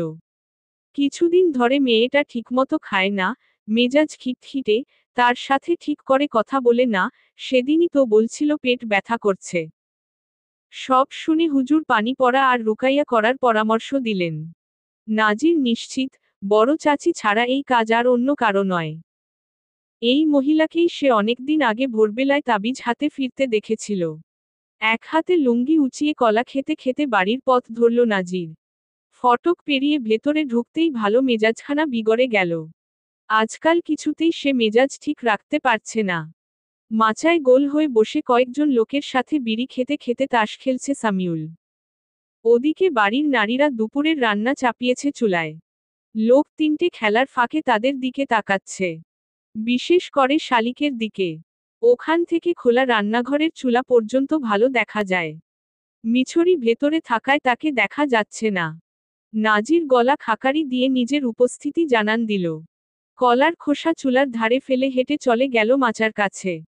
গম্ভীর কণ্ঠে বলল, ভর দুপুরে কোন ভদ্র লোকের বাড়ি মাইনসে এমনে আড্ডা দেয়, ভাই? মাইয়া লোক তো একটু হাঁটতে চলতেও পারতাছে না। লোকগুলোর মধ্যে একজন সামিউলের সমবয়সী। বাকিগুলো ছোট। তবে এই গ্রামের নয়, বাজারের দিকের। গ্রামের হলে এখানে এসে বসে থাকার মতো দুঃসাহস পেত না। সামিউল বিরক্ত হয়ে বলল, তোর কি? যা এনতে। আমার অনেক কিছু। এ ভাই, আমনেরা জানত। মন মেজাজ এমনিতেই ভালা না। বাড়ি তো মেয়েলোক আছে। আর কখনো যাতে ত্রিসীমানায় না দেহি। এইডা আড্ডা ফুর্তি করার জায়গা না। যান, নাজিররে তো চিনেনি? না চিনলে আশেপাশে খবর নিয়েন। এসব ফাতরামি পছন্দ করি না। কত মাইনসেরে যে পিডাইছি। একজন মনে হয় রেগে গেল কথাটায়। লোকটার নাম কাদের। বলল, তোর ভাই কি আমগো হুমকি দিতাছে, সামিউল? বাকিরাও একসঙ্গে বলল, বাড়ি তো ডাইকা আইন না অপমান। সামিউল এবার চটে গেল, মাতব্বরি দেহাবি না, নাজির। তুই কওয়ার ক্যাডা? আমার যারে ইচ্ছা তারে বাড়ি তো আনমু। কি করবি কর। তুমি আনার ক্যাডা? বাপ মরছে মাসখানেক হইছে, তার মধ্যে নিজেরে বাড়ির কর্তা মনে করো? এইসব অন্তত আমার সামনে চলবো না। আমি তোমার বাপরেও মানি নাই, তুমি তো কোন চেটের বাল। এই ভুল দ্বিতীয়বার কইরো না। আমনেরা এহনো বইয়া রইছেন কেন? যান। লোকগুলো গম্ভীর দৃষ্টিতে সামিউলের দিকে তাকিয়ে চুপচাপ বেরিয়ে গেল বাড়ি থেকে। সামিউল তাদের পিছু ডাকলেও সাড়া দিল না। শেষে রাগ সামলাতে না পেরে তেরে এসে কয়েকটা গালি দিয়ে বলল, বেশি বার বাইরা গেছস? আমারে আমার বাপ মনে করছস? এই ভিটে ছাড়া তোর আর আছে কি? আশেপাশের সব আমগো। কর্তাগিরি ফলাইতে আসিস না। নাজির ঘাড় চুলকে হাসল, তুমি ক্যাডা? নিজেরে বাপের থাইক্কা বড় খেলোয়াড় মনে করো? হুনো, এত উজাইও না। ব্যবসায় মন দেও, শান্তি বজায় রাইখা চলো। কোনডা কার তার সময় হইলেই দেহা যাইব। রাগে কাঁপতে কাঁপতে নাজিরের শার্টের কলার টেনে ধরল সামিউল। জাহিদ দৌড়ে গিয়ে মাকে ডেকে আনলো, আম্মা, নাজির ভাই আর সামিউল ভাইয়ে কাইজ্জা লাগছে। মর্জিনা ঘর থেকে দৌড়ে এলেন। রান্নাবান্না পুত্রবধূ শিউলি করছে। এমন দৃশ্য দেখে দাঁতে দাঁত পিষে বললেন, এই সব কি, সামিউল? তুই না বড় ভাই? বড়রা এমন করলে ছোটরা কি করব? ছাড় ওরে। সামিউল একই ভঙ্গিতে বলল, আদব শিখাইতাছি, চাচি। রান্নাঘর থেকে মিছরি বেরিয়ে এলো। কিছু বলতে গিয়ে থেমে গেল। কি বলবে সে বড়দের মাঝখানে? চেঁচামেচিতে ভেতর থেকে নাজমুল, মুমিনুল শাহও বেরিয়ে এলো। নাজিরের চোখ চিকচিক করছে। মৃদু হেসে আচমকা সিংহের মতো থাবা দিয়ে ধরল তার কলার টেনে ধরা চাচাতো ভাইয়ের হাতটা। মুচড়ে ধরে বলল, তোমার বাপ মা, মামা, চাচার থাইক্কা অনেক আদব শিখছি। তোমার আর শিখানের দরকার নাই। কইছিলাম, কামে মন দেও। তা না, আইছো আমার লগে ঝামেলা করতে। চোপার মাঝে দুইডা দিয়া দিলে কি করবা? সামিউল ব্যথা পেল, কিন্তু প্রকাশ করল না। দাঁতে দাঁত পিষে হাত ছাড়ানোর চেষ্টা করেও ব্যর্থ হল। সে ছোট থেকেই বাবা মায়ের আদরের সন্তান ছিল। কখনো কাঁধে চালের বস্তা তুলেছে কিনা, কুড়াল দিয়ে খড়ি কেটেছে কিনা সন্দেহ। বিপরীতে নাজির জীবনে সব কাজই করেছে। তাই তার শক্তির সাথে না পেরে ওঠাই স্বাভাবিক। চেঁচামেচিতে ফরিদাও ঘর থেকে বেরিয়ে এসেছেন। ছেলের কাণ্ড দেখে চিন্তিত হয়ে বললেন, কি শুরু করছস তোরা? সামিউল বাপ আমার, ওর লগে লাগিস না। ঘরে আয়। সামিউল মায়ের কথা শুনল না। আজকাল মাকে সে এড়িয়ে চলে। কথা বলতে এলেও না শোনার ভান করে থাকে। আমনে চাইয়া চাইয়া দেহেন কি? যান দুইডারে গিয়া ছুডান। বাড়ি তো 2 দিন পরপর রঙ্গলীলা চলে। পাপের বাড়ি। মুমিনুল শাহ দৃশ্যটা বেশ উপভোগ করছিলেন। মনে মনে তো কখন থেকেই বলছেন, দে 2 ঘা। অনেক উজাইছিল। তোর বাপরে তোষামত কইরা চলছি দেইখা তোরেও করমু? নাজিরই তোরে শায়েস্তা করতে পারবো। কিন্তু স্ত্রীর ধমকে কিছুটা লাফিয়ে উঠলেন তিনি। মনক্ষুণ্ণ হয়ে সেদিকে যেতে যেতে ছেলেদের উদ্দেশ্যে বললেন, আমি নাজিররে ধর্মু, তোরা ওই পাডারে ধরিস। তারপর 3 জন মিলে তাদের দুজনকে আলাদা করল। অবশ্য নাজিরকে সরাতে ততটা ঝামেলা হলো না। এমনিতেই সে ছেড়ে দিয়েছে।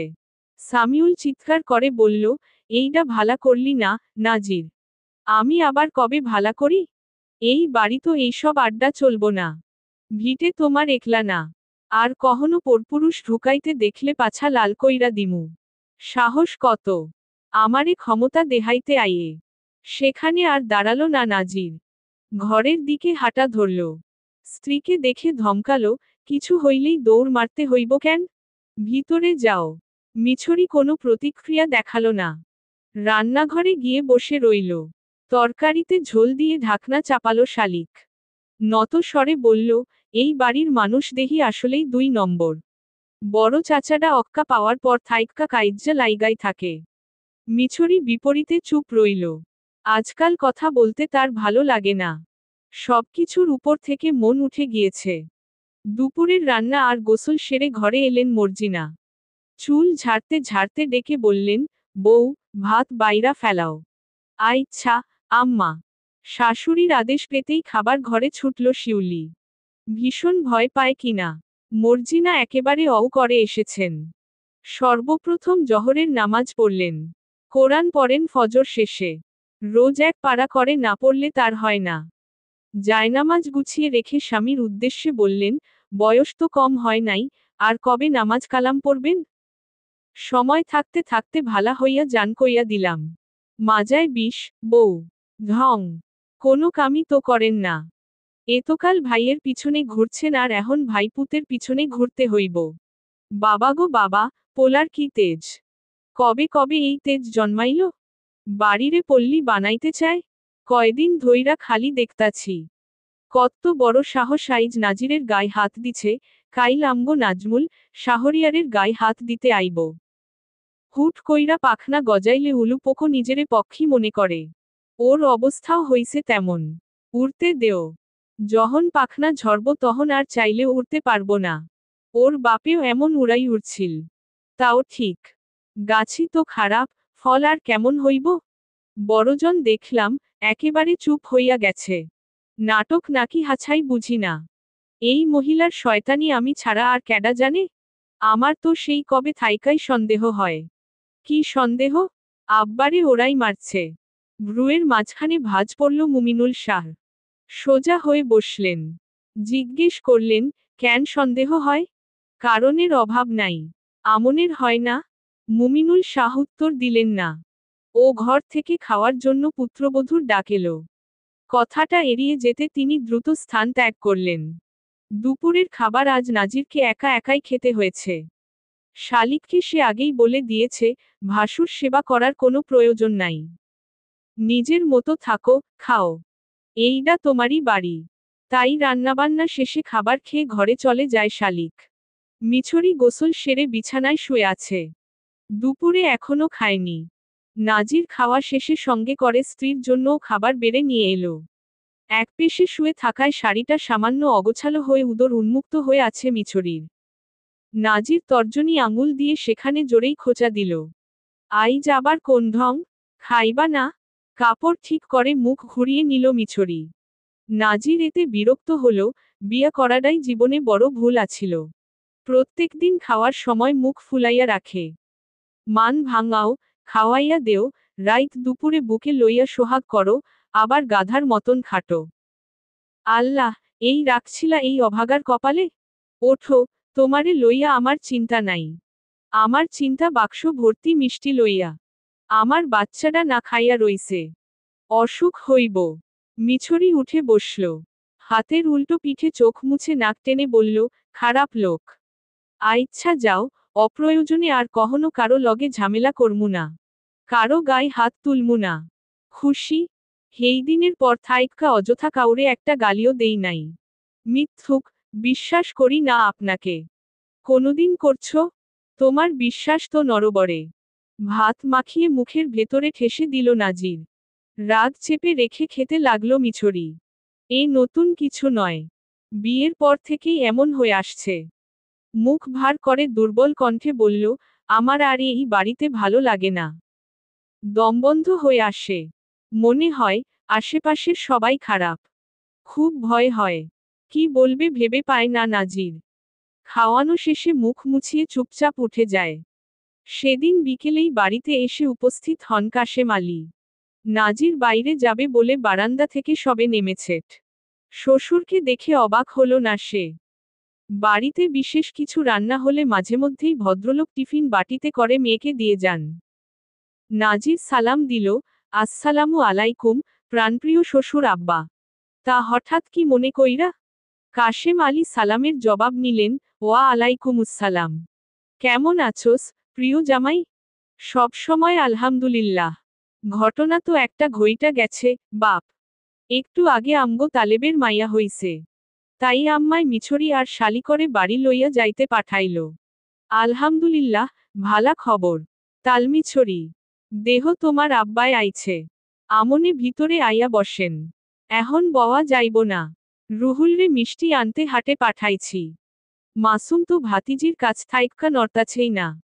নাতিনরে এহনো ঠিক কইরা কোলে লইতে পারি নাই। কানে আজান দিতেই তালেব লইয়া গেল। স্বামীর ডাকে মিছরি ছুটে এলো ঘরের বাইরে। নাজির ধমকালো, দৌড় মারলা কেন? মিছরি সে কথার উত্তর দিল না। সব কথা ঘরে বসেই সে শুনেছে। আনন্দিত কণ্ঠে বলল, একটু দাঁড়াও, আব্বা। আমি তৈরি হয়ে আসছি। মিছরি ঘরে চলে গেল। শালিকও বেরিয়ে এলো। কাশেম আলী তার উদ্দেশ্যে বললেন, তুইও একটু তাড়াতাড়ি তৈয়ার হ, মামা। সেও মাথা নাড়িয়ে চলে গেল। এবার কাশেম আলী জামাতাকে বললেন, তুইও কিন্তু আইয়া পড়িস। রাইতে থাকবি। ফুফা হিসেবে দায়িত্ব আছে না? পরে জামু না হয়। সব সময় খালি বাহানা। ওহ, একটা কথা। দাদিরে একটু কইয়েন, আমার বউডারে রুকাইয়া আর ঝাড়ফুঁক কইরা দিতে। আমি তো এত কিছু বুঝি না। তাও হুজুরের থাইক্কা পানি পড়া আয়না খাওয়াইছি, নিজে টুকটাক সুরা পইরা ফু দিছি। ওর আবার কি হইছে? তেমন কিছু না। কয়দিন আগে তাবিজ পাইছিলাম। পোয়াতি মাইয়া, তাই আর কি। বিস্তারিত কিছু জানালো না নাজির। ভেতর থেকে কেদারা এনে শ্বশুরকে বসতে দিল। কিছুক্ষণ আগে গাছ থেকে ডাব পেড়েছে জাহিদ। সেখান থেকে বড় একটা ডাব কেটে হাতে ধরিয়ে দিয়ে বলল, খাইতে থাকেন। আইতাছি আমি। ঘরে চলে এলো নাজির। এটুকু সময়ের মধ্যে কি কি যেন ভেবেও ফেলল। বরাবরই তার মস্তিষ্ক একটু দ্রুত চলে। মিছরি বোরখা পরে তৈরি। এখন শুধু ব্যাগ গোছাচ্ছে। নাজির নিজ থেকে বাদবাকি পোশাক, প্রয়োজনীয় সব জিনিসপত্র তাতে ভরে দিল। তার কাণ্ড দেখে মিছরি অবাক হয়ে জিজ্ঞেস করল, কি করছেন এসব? একেবারে চলে যাচ্ছি নাকি? কয়দিন তো থাকবা। সব লাগবে না। লাগবো। মিছরি আর কিছু বলতে পারল না। চুপচাপ দাঁড়িয়ে দাঁড়িয়ে দেখল স্বামীর কাণ্ড। ব্যাগ গোছানো শেষে আচমকাই সে স্ত্রীকে জড়িয়ে ধরল। মিছরি অপ্রস্তুত হল। আমতা আমতা করে বলল, কি করছেন? মাথা গেছে? অন্যরা মাসের পর মাস বাপের বাড়িতে বেড়ায়, অথচ আমি দুদিনের জন্যও যেতে পারি না। রাতে তো আসবেন নাকি? নাজির উত্তর দিল না। কপালে চুমু দিয়ে বলল, নিজের যত্ন নিও। আমার থাইকাও আমগো সন্তান এখন বেশি গুরুত্বপূর্ণ। তার ক্ষতি হইব এমন কিছু কইরো না। লোকটার কাণ্ড কারখানা দেখলে মাঝে মধ্যে সে অবাকি হট। তবুও মাথা নাড়াল। তারপর বিদায় নিয়ে বাবার সাথে চলে গেল। সাথে ছিল শালিকও। আতরঘরে শুয়ে আছে পলি। সদ্য ভূমিষ্ঠ কন্যা মায়ের পাশে নিশ্চিন্তে ঘুমাচ্ছে। রাতের মধ্যেই সবাই বাড়িতে পৌঁছে গিয়েছে। কাশেম আলী আর নজরুল আলম এতক্ষণ আশেপাশে মিষ্টি বিতরণ করেছেন। মিছরি পরিষ্কার হয়ে ভাবির পাশে এসে বসল। ভাতিজির দিকে তাকিয়ে বলল, মাশা আল্লাহ, কন্যার জননী হয়ে কেমন লাগছে, ভাবি? পলি হাসল, ভালাই লাগতাছে। তবে ভাবছিলাম পোলা হইব। সুজন ভাইজানের প্রথম মেয়ে হয়েছে, বড় ভাইজানেরও হয়েছে। আমাদের বাড়িতে ভাইয়ে ভাইয়ে কত মিল দেখেছ? চাচারও প্রথম ছেলে, আব্বারও প্রথম ছেলে। ওদিকে 3 ফুফুর আবার প্রথম সন্তান মেয়ে। কি মিল! আমার তো শখ আছিল তোমার আর ফাহমিদার মাইয়া হইলে আমার পোলার বউ কইরা ঘরে তুলমু। এখন কি হইব? শখ আর পূরণ হইল না। হায় হায়, এক ছেলের 2 বউ? হ, ভালাই হইতো। মিছরি হেসে ফেলল। পলিটা যাতা। কিছুক্ষণ আগে নাড়ি ছিঁড়ে সন্তান জন্ম দিয়েছে। অথচ এখনো মুখটা বন্ধ হয়নি। বকবক করেই যাচ্ছে। বাবা হয়ে তালেবের আনন্দ যেন দেখার মতো। পলি আর তার মেয়েকে ঘরে নিয়ে যাওয়া হলো। তালেবের মধ্যে মেয়ের নামও ঠিক করে ফেলেছে। মেয়ের নাম বেলি। রাতে সেই ঘরে আর কাউকেই ঢুকতে দেওয়া হলো না। সৈয়দুন নেছাও তাদের বিরক্ত করতে সবাইকে নিষেধ করে দিলেন। বউটাও তো অসুস্থ। মিছরি দাদির ঘরে গিয়ে শুয়ে পড়ল। বৃদ্ধা নাতনির মাথায় হাত বুলিয়ে দিতে দিতে জিজ্ঞেস করলেন, চোখের নিচে কালি পড়ছে কেন? ঘুমাস না? ঘুম আসে না। এলেও মাঝরাতে বাজে স্বপ্ন দেখে ভেঙে যায়। পেডে পোলাপাইন নড়ে না? না তো। নড়ে নাকি? হ, তোর কয় মাস জানি? ফাহমিদারটা নাকি অনেক নড়ে। হরি কোনো হেনে যাইতে দেয় না। ওর ভাগের হরিটা ভালা পড়ছে নাকি খারাপ পড়ছে বুঝি না। তো একটু কুসংস্কারী। পরক্ষণেই নাতনির গাল টেনে দিয়ে বললেন, তবে আমগো মিছরির ভাগে ভালা একটা জামাই পড়ছে। ভালো না ছাই। সারাক্ষণ চিন্তায় রাখে। যতক্ষণ কাছে থাকে ততক্ষণ শুধু শান্তি। সৈয়দুন নেছা মুচকি হাসলেন। এশার নামাজ আদায় করে নাতনিকে ঝাড়ফুঁক করলেন। যাত্রাপথ। লেখনীতে মাসফিত্রা মিমুই। পর্ব ৬৫। বাড়িতে নতুন অতিথি আগমনের আজ সপ্তম দিন। আকিকার জন্য উঠোনের জলপাই গাছে মোটাসোটা একটি খাসি বেঁধে রাখা হয়েছে। ঘাসের উপরে পিঁড়ি পেতে বসে ধারালো ছুরি ধার দিচ্ছে কসাই। একটু পরেই খাসিটাকে জবাই করে রান্নার উপযোগী করে তোলা হবে। পাশের জমিতে প্যান্ডেল করে তার নিচে অতিথি আপ্যায়নের ব্যবস্থা করা হয়েছে।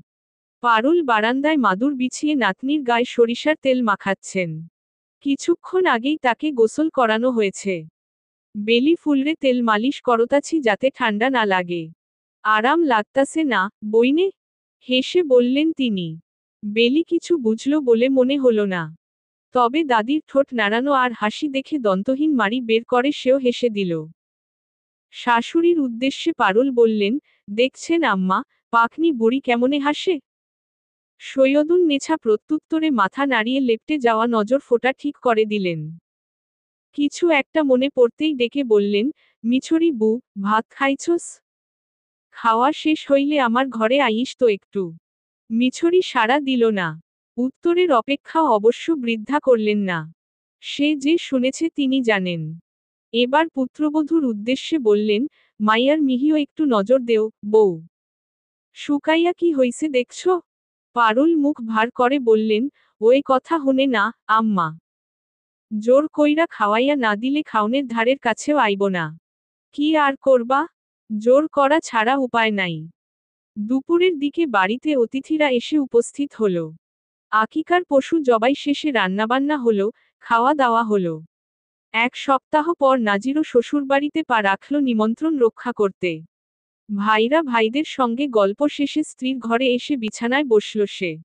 মিছরি এতক্ষণ দাদির ঘরে বসেছিল। দুপুরের খাবার ওখানে বসেই খেয়েছে।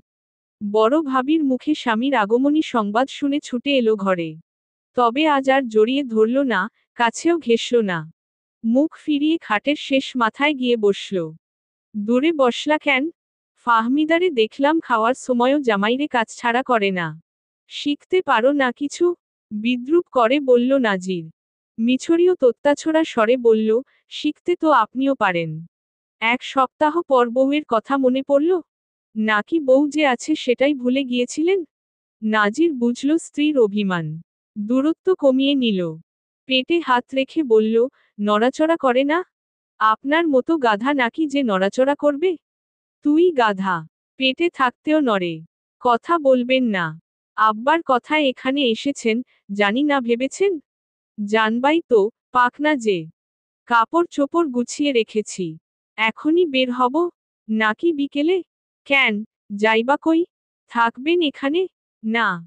তাহলে আবোল তাবোল প্রশ্ন কেন? অবশ্যই স্বামীর বাড়ি যাব। এইখানেই থাহো, স্বামীর বাড়ি যাওয়ার দরকার নাই।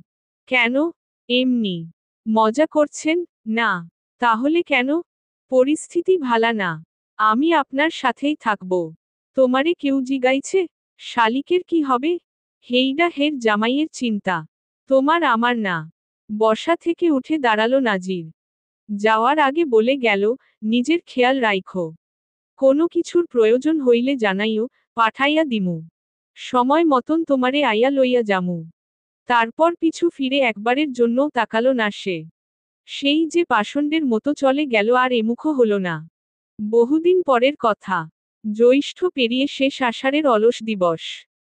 কদিন আগে ফাহমিদাও একটি কন্যা সন্তান জন্ম দিয়েছে হাসপাতালের বিছানায়। পলির মতো স্বাভাবিক প্রসব তার হয়নি। বেশ কষ্ট পোহাতে হয়েছে। হাসপাতাল থেকে সোজা এসে বাপের বাড়ি উঠেছে। দাদি সেই বাচ্চাকে কোলে নিয়ে মিছরিকে বললেন, এইডা মাইয়া হওয়ার মৌসুম নাকি রে, বু? তোরও মনে হয় মাইয়া হইব। মিছরি কোনো প্রতিক্রিয়া দেখালো না।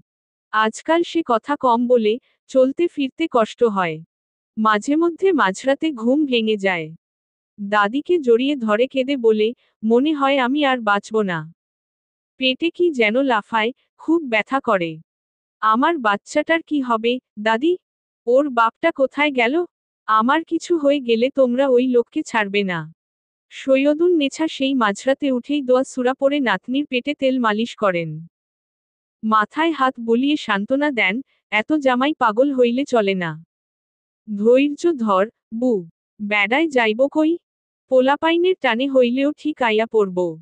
দোয়া কর আল্লাহর কাছে। সেই সান্ত্বনা কাজে লাগে না। সারা রাত আর ঘুমাতে পারে না সে। বহুকাল বোধ হয় হাসে না, কারো সঙ্গে মন খুলে কথা বলে না মেয়েটা। নাজিরও আসে না, দেখা দেয় না, অপেক্ষার প্রহর কিছুতেই শেষ হয় না। নিজেকে বড্ড অসহায় লাগে মিছরির। তার তুলনায় শালিকের দিনকাল ভালোই কাটছে। সপ্তাহ খানেক আগে বিদেশ থেকে স্বামীর চিঠি এসেছে। তাতে সে মহা খুশি। যখন সময় পায় তখনই আড়ালে গিয়ে বুকে জড়িয়ে রাখে সেই চিঠি। দুপুরে বাবা খেতে এলেন। মিছরি ছুটে গেল তার কাছে। লজ্জা শর্মের মাথা খেয়েই জিজ্ঞেস করল, উনার সঙ্গে দেখা হয়নি, আব্বা? কি বললেন? রোজ একই প্রশ্ন।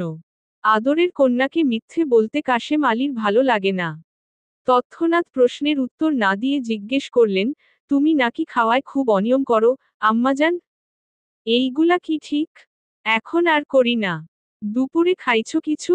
মা খাবার নিয়ে অনেকক্ষণ পিছু পিছু ঘুরেছে। তবুও সে খায়নি। সকালেও খাওয়ার পর বমি করেছে। তাই মিথ্যে বলল, খেয়েছি, এবার বলো। আবার মিছা কথা? তোমার স্বামী কিন্তু এসবের লাইগা খুব নারাজ। এই ধরো, তোমার লাইগা এইডা পাঠাইছে। একটা থলে ধরিয়ে দিলেন মেয়ের হাতে। থলে পেয়ে মিছরিকে ততটা খুশি হতে দেখা গেল না। প্রত্যেক সপ্তাহেই তার জন্য ফলমূলসহ পছন্দ অপছন্দের খাবার পাঠায় লোকটা। তবে আজ সাথে পাঠিয়েছে সবুজ আর কমলা রঙের দুটো শাড়ি। মিছরি অধৈর্য হয়ে বলল, পরব না এই শাড়ি। তুমি তাকে আসতে বলো, আব্বা। এক গ্রামে থেকেও কেন আসতে পারে না? কি এমন ব্যস্ততা? আমি তার কাছে কোনো ধরনের বায়না করব না, যেতেও চাইব না। তাও আসুক। তুমি আনতে না পারলে আমি ছোট ভাইজানকে বলবো। দীর্ঘশ্বাস ফেললেন কাশেম আলী। নাজিরকে তিনি বলেছিলেন, এখানে এসে কিছুদিন থাকতে। ছেলেটা রাজি হলো না। বাড়িতে আবার সম্পত্তি নিয়ে চাচাতো ভাইদের সাথে ঝামেলা চলছে। বাড়ি তার জন্য খুব একটা নিরাপদ নয়। কয়েকদিনের মধ্যে নাকি সালিশ বসবে। তাই বলল, ঝামেলা না মেটা পর্যন্ত ওরা বরং আমনেগো বাড়িতেই থাকুক। আমি নিজের বউ সন্তান লইয়া কোনো ঝুঁকি নিতে চাই না। এই সমস্ত ঝামেলা জটিলতায় ওগো থাকার দরকার নাই। কাশেম আলীও জোরাজুরি করেননি। তিনিও চান না তার মেয়ে, ভাগ্নি এসবে জোরাক। মেয়েকে সত্য মিথ্যা মিলিয়ে আশ্বাস দিয়ে বললেন, ব্যবসা, সম্পদ লইয়া সে একটু ব্যস্ত, আম্মাজান। কইছে, ঝামেলা মিটলে আইয়া তোমারে লইয়া যাইব। তুমি তো আমার ভালা বোঝদার মাইয়া তাই না? মিছরিকে বোঝাতে বেশ বেগ পেতে হলো কাশেম আলীর। শেষমেশ মেয়েটা বাবার কথা বিশ্বাস করে নিল। খুশি মনে দুপুরের খাবার খেয়ে ঘরে চলে গেল।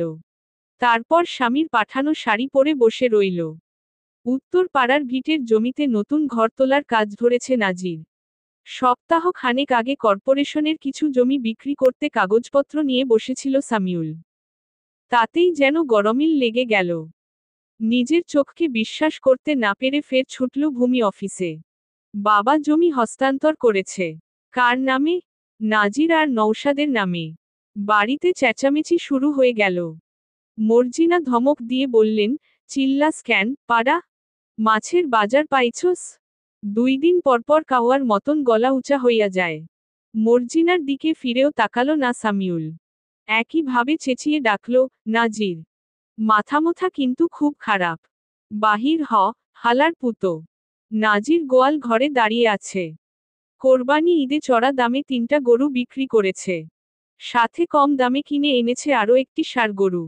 মিল্টন, লতিফ এখন দুধ ধোয়াচ্ছে। তাদেরকে কাজ জারি রাখার নির্দেশ দিয়ে বেরিয়ে এলো সে। সমস্যা কি? তোমার লগে আমার আর কোনো কথা নাই। তা কইলে তো হইব না। 2 ভাইয়ে মিলা আমার বাপের সম্পত্তি ভোগ দখল করার ফন্দি আটছস? কার জমিতে ঘর তুলতাছস? মানে? তার দিকে কাগজ ছুঁড়ে দিল সামিউল। নাজির তুলে নিল সেসব। সম্পত্তি হস্তান্তরের খবর তার মানে জেনে গিয়েছে এই ছেলে। তাই নাজির আর লুকালো না। বলল, দেখলাম, কি হইছে এতে? যেই জমি আমার আব্বার আছিল সেই জমি এখন তোর নামে কেমনে? সন্দেহবশত মেইন আফিসে গিয়া খোঁজ নিয়া দেহি আরও অনেক জমি নয়ছয় করা। এমনকি নৌশাদের নামেও হইছে। কি এইসব? হেইডা তোমার মরা বাপরে গিয়া জিগাও। আমার মাথা খাইও না। নয়ছয় করার মতো মানুষ নাজির শাহ না। যদি তাই মনে হয় তাইলে প্রমাণ করো। মেজাজ খারাপ করিস না, নাজির। আমার বাপের সম্পত্তির একটা মাটিও আমি ছাড়মু না। যা ইচ্ছা করো গা। বিচার ডাক দিবা, দেও। আমি ডরাই না কাউরে। রাগে হিতাহিত জ্ঞানশূন্য হয়ে গেল সামিউল। ঝগড়া থেকে এক পর্যায়ে হাতাহাতি হওয়ার উপক্রম হল। কিন্তু এবারেও মিল্টন, নাজমুল ছুটে এসে থামিয়ে দিল তাদের। শেষে নাজিরের ফাঁদেই পা দিল সামিউল। ডাক দিল সালিসের। ছোটখাটো পারিবারিক সালিশ যাকে বলে। সপ্তাহ দুয়েক তাকে ঘুরানোর পর আজ সময় করে চেয়ারম্যান, মেম্বার শাহ বাড়িতে উপস্থিত হয়েছেন। সাথে মিন্নত ব্যাপারী, দেলোয়ার, নজরুল আলম, কাশেম আলী এসেছেন। বর্তমানে আফাজ উদ্দিনকে এসবে দেখা যায় না। বৃদ্ধর বয়স বেড়েছে, পাশাপাশি রোগশোকে জর্জরিত। বিছানা থেকে উঠতে পারেন না। সাবেক চেয়ারম্যান আতাউরও আর সুস্থ হতে পারেননি। ক্ষত পচন ধরেছে। কত বড় বড় ডাক্তার যে দেখিয়েছেন, তবুও কাজ হচ্ছে না। পাপের ফল কি এত সহজে ফুরোয়? চেয়ারম্যান নুরুজ্জামান চেয়ারে বসে আছেন। মরহুম আকবর মিয়ার দুই পুত্রকে দেখে বেজায় খুশি হলেন। এই নির্বাচনে ভালোই সাহায্য করেছে তারা। কুশল বিনিময় করে বললেন, আমনেরা আয়া ভালাই করছেন। আমনের মাইয়া জামাই জানি কোনডা, কাশেম ভাই? কাশেম আলী আশেপাশে তাকিয়ে খুঁজলেন। নাজির এসে উপস্থিত হলো সেখানে। দুনিয়াতে যাই হয়ে যাক, সে মানুষের সামনে মাথা নত করে দাঁড়িয়ে থাকার ছেলে নয়। তাই সবাইকে সালাম দিয়ে কেদারা এনে নিজেও বসে পড়ল সামনে। কাশেম আলী দেখিয়ে বললেন, এই যে এইডাই নাজির। নুরুজ্জামান হেসে বললেন, হেরে তো আমি চিনি। তা কি হইছে, জামাই? হঠাৎ বাড়ির ভিতরে সালিশ? শেষ এমন সালিশ হইছিল ফতে চাচা মরার পর মনে হয়। ঠিক কইছি না, ভাই? নজরুল মাথা নাড়িয়ে বললেন, আর কইও না, নুরু। দুনিয়ার অবস্থা ভালা না। ভাই ভাইরে সম্পত্তির লাইগা মাইরা ফেলাইতাছে, পোলায় বাপ মারতাছে। এ তো চাচতো ভাই। যাই করো, সঠিক সিদ্ধান্ত নিবা কইয়া দিলাম। তুমি মানুষ ভালা দেখাই কিন্তু তোমারে সমর্থন করছি। আমনেরা চিন্তা কইরেন না। আমার কামি তো জনগণরে ন্যায় পাওয়াইয়া দেওয়া। মুমিনুল শাহ দূর থেকে তাদের হাসাহাসি করতে দেখে বিরক্ত হলেন। মনে মনে আতাউরকে ইচ্ছেমতো গালি দিলেন। মুখ বাঁকিয়ে ভাতিজার উদ্দেশ্যে বললেন, লেরের সালিশ ডাকছস? দেখ, কেমনে হাইসা কথা কইতাছে। এই চেয়ারম্যান আমগো শত্রু পক্ষের। কিছুই ফালাইতে পারবা না। সামিউল কিছু বলল না। উপস্থিত হলো তাদের সামনে। সালিসের কার্যক্রম শুরু হলো। মেম্বার হাশেম বললেন, সালিশ যেহেতু তুমিই ডাকছ তাই তুমিই শুরু করো, সামিউল। কি ব্যাপার? সামিউল নরম স্বরে বিস্তারিত সব জানালো। সাথে এও বলল, আমার আব্বা এমন করার মানুষ না। করলে আমি জানতাম, আব্বাস জানতো। আমি নিশ্চিত নাজিরে জালিয়াতি করছে। নাজির সঙ্গে সঙ্গে উত্তর দিল, দলিল আবার জালিয়াতি কেমনে করে? অত বড় বড় কর্মকর্তা টের পাইল না? চেয়ারম্যান মাথা নাড়িয়ে বললেন, জালিয়াতি করা অত সহজ না, সামিউল। করা গেলেও সাধারণ মাইনষের লগে করা যায়, বড় অফিসার গো লগে করা যায় না। তুমি উইখানে কথা কও নাই? দলিলে তোমার আব্বার স্বাক্ষর আছে না? সাক্ষী হিসাবে ক্যাডায় আছে? নীরবতা ঘিরে ধরল সামিউলকে। সব খবরাখবর সে নিয়েছে। সাক্ষী হয়েছে বাবার বিশ্বস্ত ম্যানেজার। সেই লোকটার সাথেও কথা বলেছে সে। নাজিরও বোকা নয়। দলিলের কয়েক কপি আগেই এনে রেখেছে। চেয়ারম্যান, মেম্বারদের সহ উপস্থিত সবাইকে তা দেখল। মুমিনুল শাহ সেসব দেখে খুব অবাক হলেন। নিজের চোখকেই যেন বিশ্বাস করাতে পারছেন না। আমিরুল শাহর আঙুলের ছাপ দলিলে জ্বলজ্বল করছে। নাজির কিভাবে করল এত কিছু? নুরুজ্জামান বললেন, এই তো সব প্রমাণ। জমি ভোগ দখল হইলে না হয় সালিসে আমরা সমাধান কইরা দেই, কিন্তু আইনত সঠিকটারে কিভাবে বেঠিক বানাই কও তো? স্পষ্ট দেখা যাইতাছে, মরহুম আমিরুল শাহ তার কিছু সম্পত্তি ভাতিজা নাজিরের নামে হস্তান্তর করছে। পরে মনে হয় সেইখান থাইক্কা অর্ধেক নাজির তার ভাইয়ের নামে দলিল করছে। তাই না, নাজির? নাজির মাথা নাড়ায়, হ, মরার কয়দিন আগেই চাচা স্বাক্ষর করছিল। আমনে তারিখটা দেহেন। ব্যস্ততায় দলিল আনতে আমি যাইতে পারি নাই। তাই নৌশাদ গেছিল। ওয়ে তো এইসব আবার ভালা বুঝে। নৌশাদে কই? ওয়ে দেশে নাই, বিদেশ গেছে গা। এই তো এইবার 3 মাস হইব। ভালা খবর। আমগো গেরামের উজ্জ্বল ভবিষ্যৎ পোলায়। মুমিনুল দ্বিমত পোষণ করে বললেন, ভাইজানরে যে ফুসলাইয়া ফাসলাইয়া দলিলে টিপসই নেওয়া হয় নাই তার কি প্রমাণ? কেউ কি এমনি এমনি কাউরে কিছু দেয়? তার উপরে নিজের পোলা রাইখা ভাতিজারে এত্তগুলা জমি। সব প্রশ্নের উত্তর যেন নাজিরের মাথায় আগে থেকেই তৈরি। তাই উত্তেজিত হল না। কিছুটা খোঁচা মেরাই বলল, এমনি এমনি দিছে ক্যাডায় কইল? বহু বছর আগের কথা, চেয়ারম্যান চাচা। আমার বাপ, দাদার ঘটনা তো জানেনি? দাদা মরার পর গেরামের মুরব্বি আর সাবেক চেয়ারম্যান গো সাক্ষী রাইখা 3 ভাইয়ের মধ্যে সমান সমান সম্পদ ভাগ হইছিল। কিন্তু তার কয়েক মাস পর আব্বারে কেউ মারার চেষ্টা করল, আব্বাও বিছানা থাইক্কা আর উঠতে পারল না। সেই সুযোগে বড় চাচায় আমার আব্বার সব সম্পদ নিজের নামে লেখাইয়া নিছিল। এহনো প্রমাণ খুঁজলে ঠিক পাওয়া যাইব। কোনো মানুষ নিজের পোলাগো রাইখা ভাইয়ের নামে এত সম্পদ লেখা দেয়? উপস্থিত সকলে সহমত পোষণ করলেন। নাজির ফের বলল, মরার আগে নাকি মাইনসে কিছু একটা আজ করতে পারে। ভিতরে অপরাধবোধ জায়গা ওঠে। বড় চাচার ক্ষেত্রেও মনে হয় তাই হইছিল। আমারে একদিন কাচারি ঘরে ডাকল। ছুডু চাচারে জিগান, মাঝে মধ্যেই ডাকত। তো হেইদিন ডাইকা কইল, জোয়ানকালে কম অপরাধ তো করি নাই, নাজির। লোভে আর মাইনসের কানপড়ায় নিজের বাপের বুকে ছুরি চালাইছি, ভাইডার যৌবন সংসার কাইরা নিছি, তোগরে বঞ্চিত করছি। নিজেরে রক্ষার লাইগা দোষ চাপাইছি মাস্টর বাড়ির বুইরার নামে। এই পাপের ভার আর বইতে পারতাছি না, বাপ। মুমিনে কি করব জানি না, তবে আমার থাইক্কা পাওনা তোর সব সম্পদ তুই লইয়া যা। তবুও আমারে মাফ কর। এই পর্যায়ে এসে মুমিনুল শাহ আশ্চর্যের শেষ প্রান্তে পৌঁছে গেলেন। কি বলে এই ছেলে? কিছু বুঝতে পারছেন না তিনি। নাজিরের এসব জানার কথা নয়। আমিরুল শাহ কেন জানাতে যাবেন? তিনি তো আরো। বসা থেকে উঠে দাঁড়ালেন মুমিনুল শাহ। দিগিদিক ভুলে তেরে এসে বললেন, মিছা কথা সব। নাজির কেচ্ছা বানাইয়া কইতাছে। এসব ভাইজানে কেন কইব? হে না কইলে আমি জানছি কেমনে? সবাই জানে, আমগো লগে মাস্টর বাড়ির একটা শত্রুতা আছিল। ভুল বোঝাবুঝি আছিল। এখন নাই কেন? শাহরিয়ার বাবাকে আটকে দিল। ফিসফিস করে বলল, সবাই দেখতাছে, আব্বা।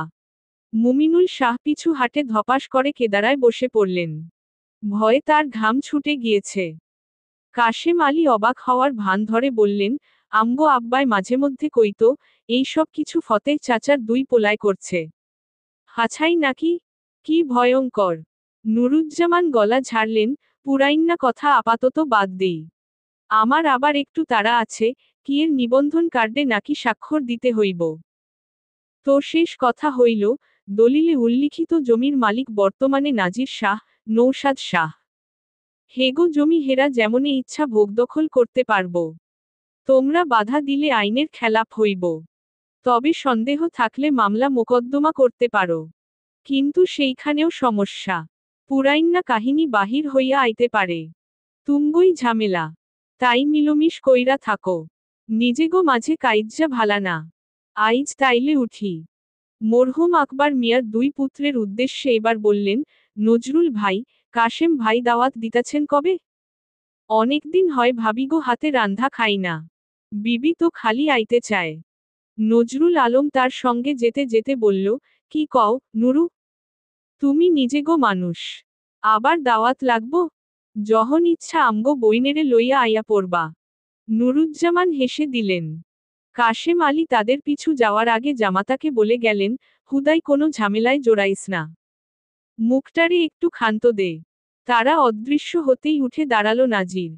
ঘাড় চুলকে বলল, তুমগো কিছু নেই নাই আমি। মাইনষের জিনিস কাইরা নেওয়া আমার স্বভাবের বাহিরে। জানিছি সব আমার। তা যেমনই হোক না কেন। শিখছি তো তুমগো থাইকাই। সামিউল দাঁতে দাঁত পিষে হুমকি দিল, আমিও দেখমু তুই কেমনে ওই জমি ভোগ করস। নাজির সে কথায় পাত্তা না দিয়ে চেঁচিয়ে গান ধরল। আগুনের দিন শেষ হবে একদিন। ঝর্ণার সাথে গান হবে একদিন। এ পৃথিবী ছেড়ে চলো যাই। স্বপ্নের সিঁড়ি বেয়ে সীমাহীন। আগুনের দিন শেষ হবে একদিন। ঝর্ণার সাথে গান হবে একদিন। চলবে।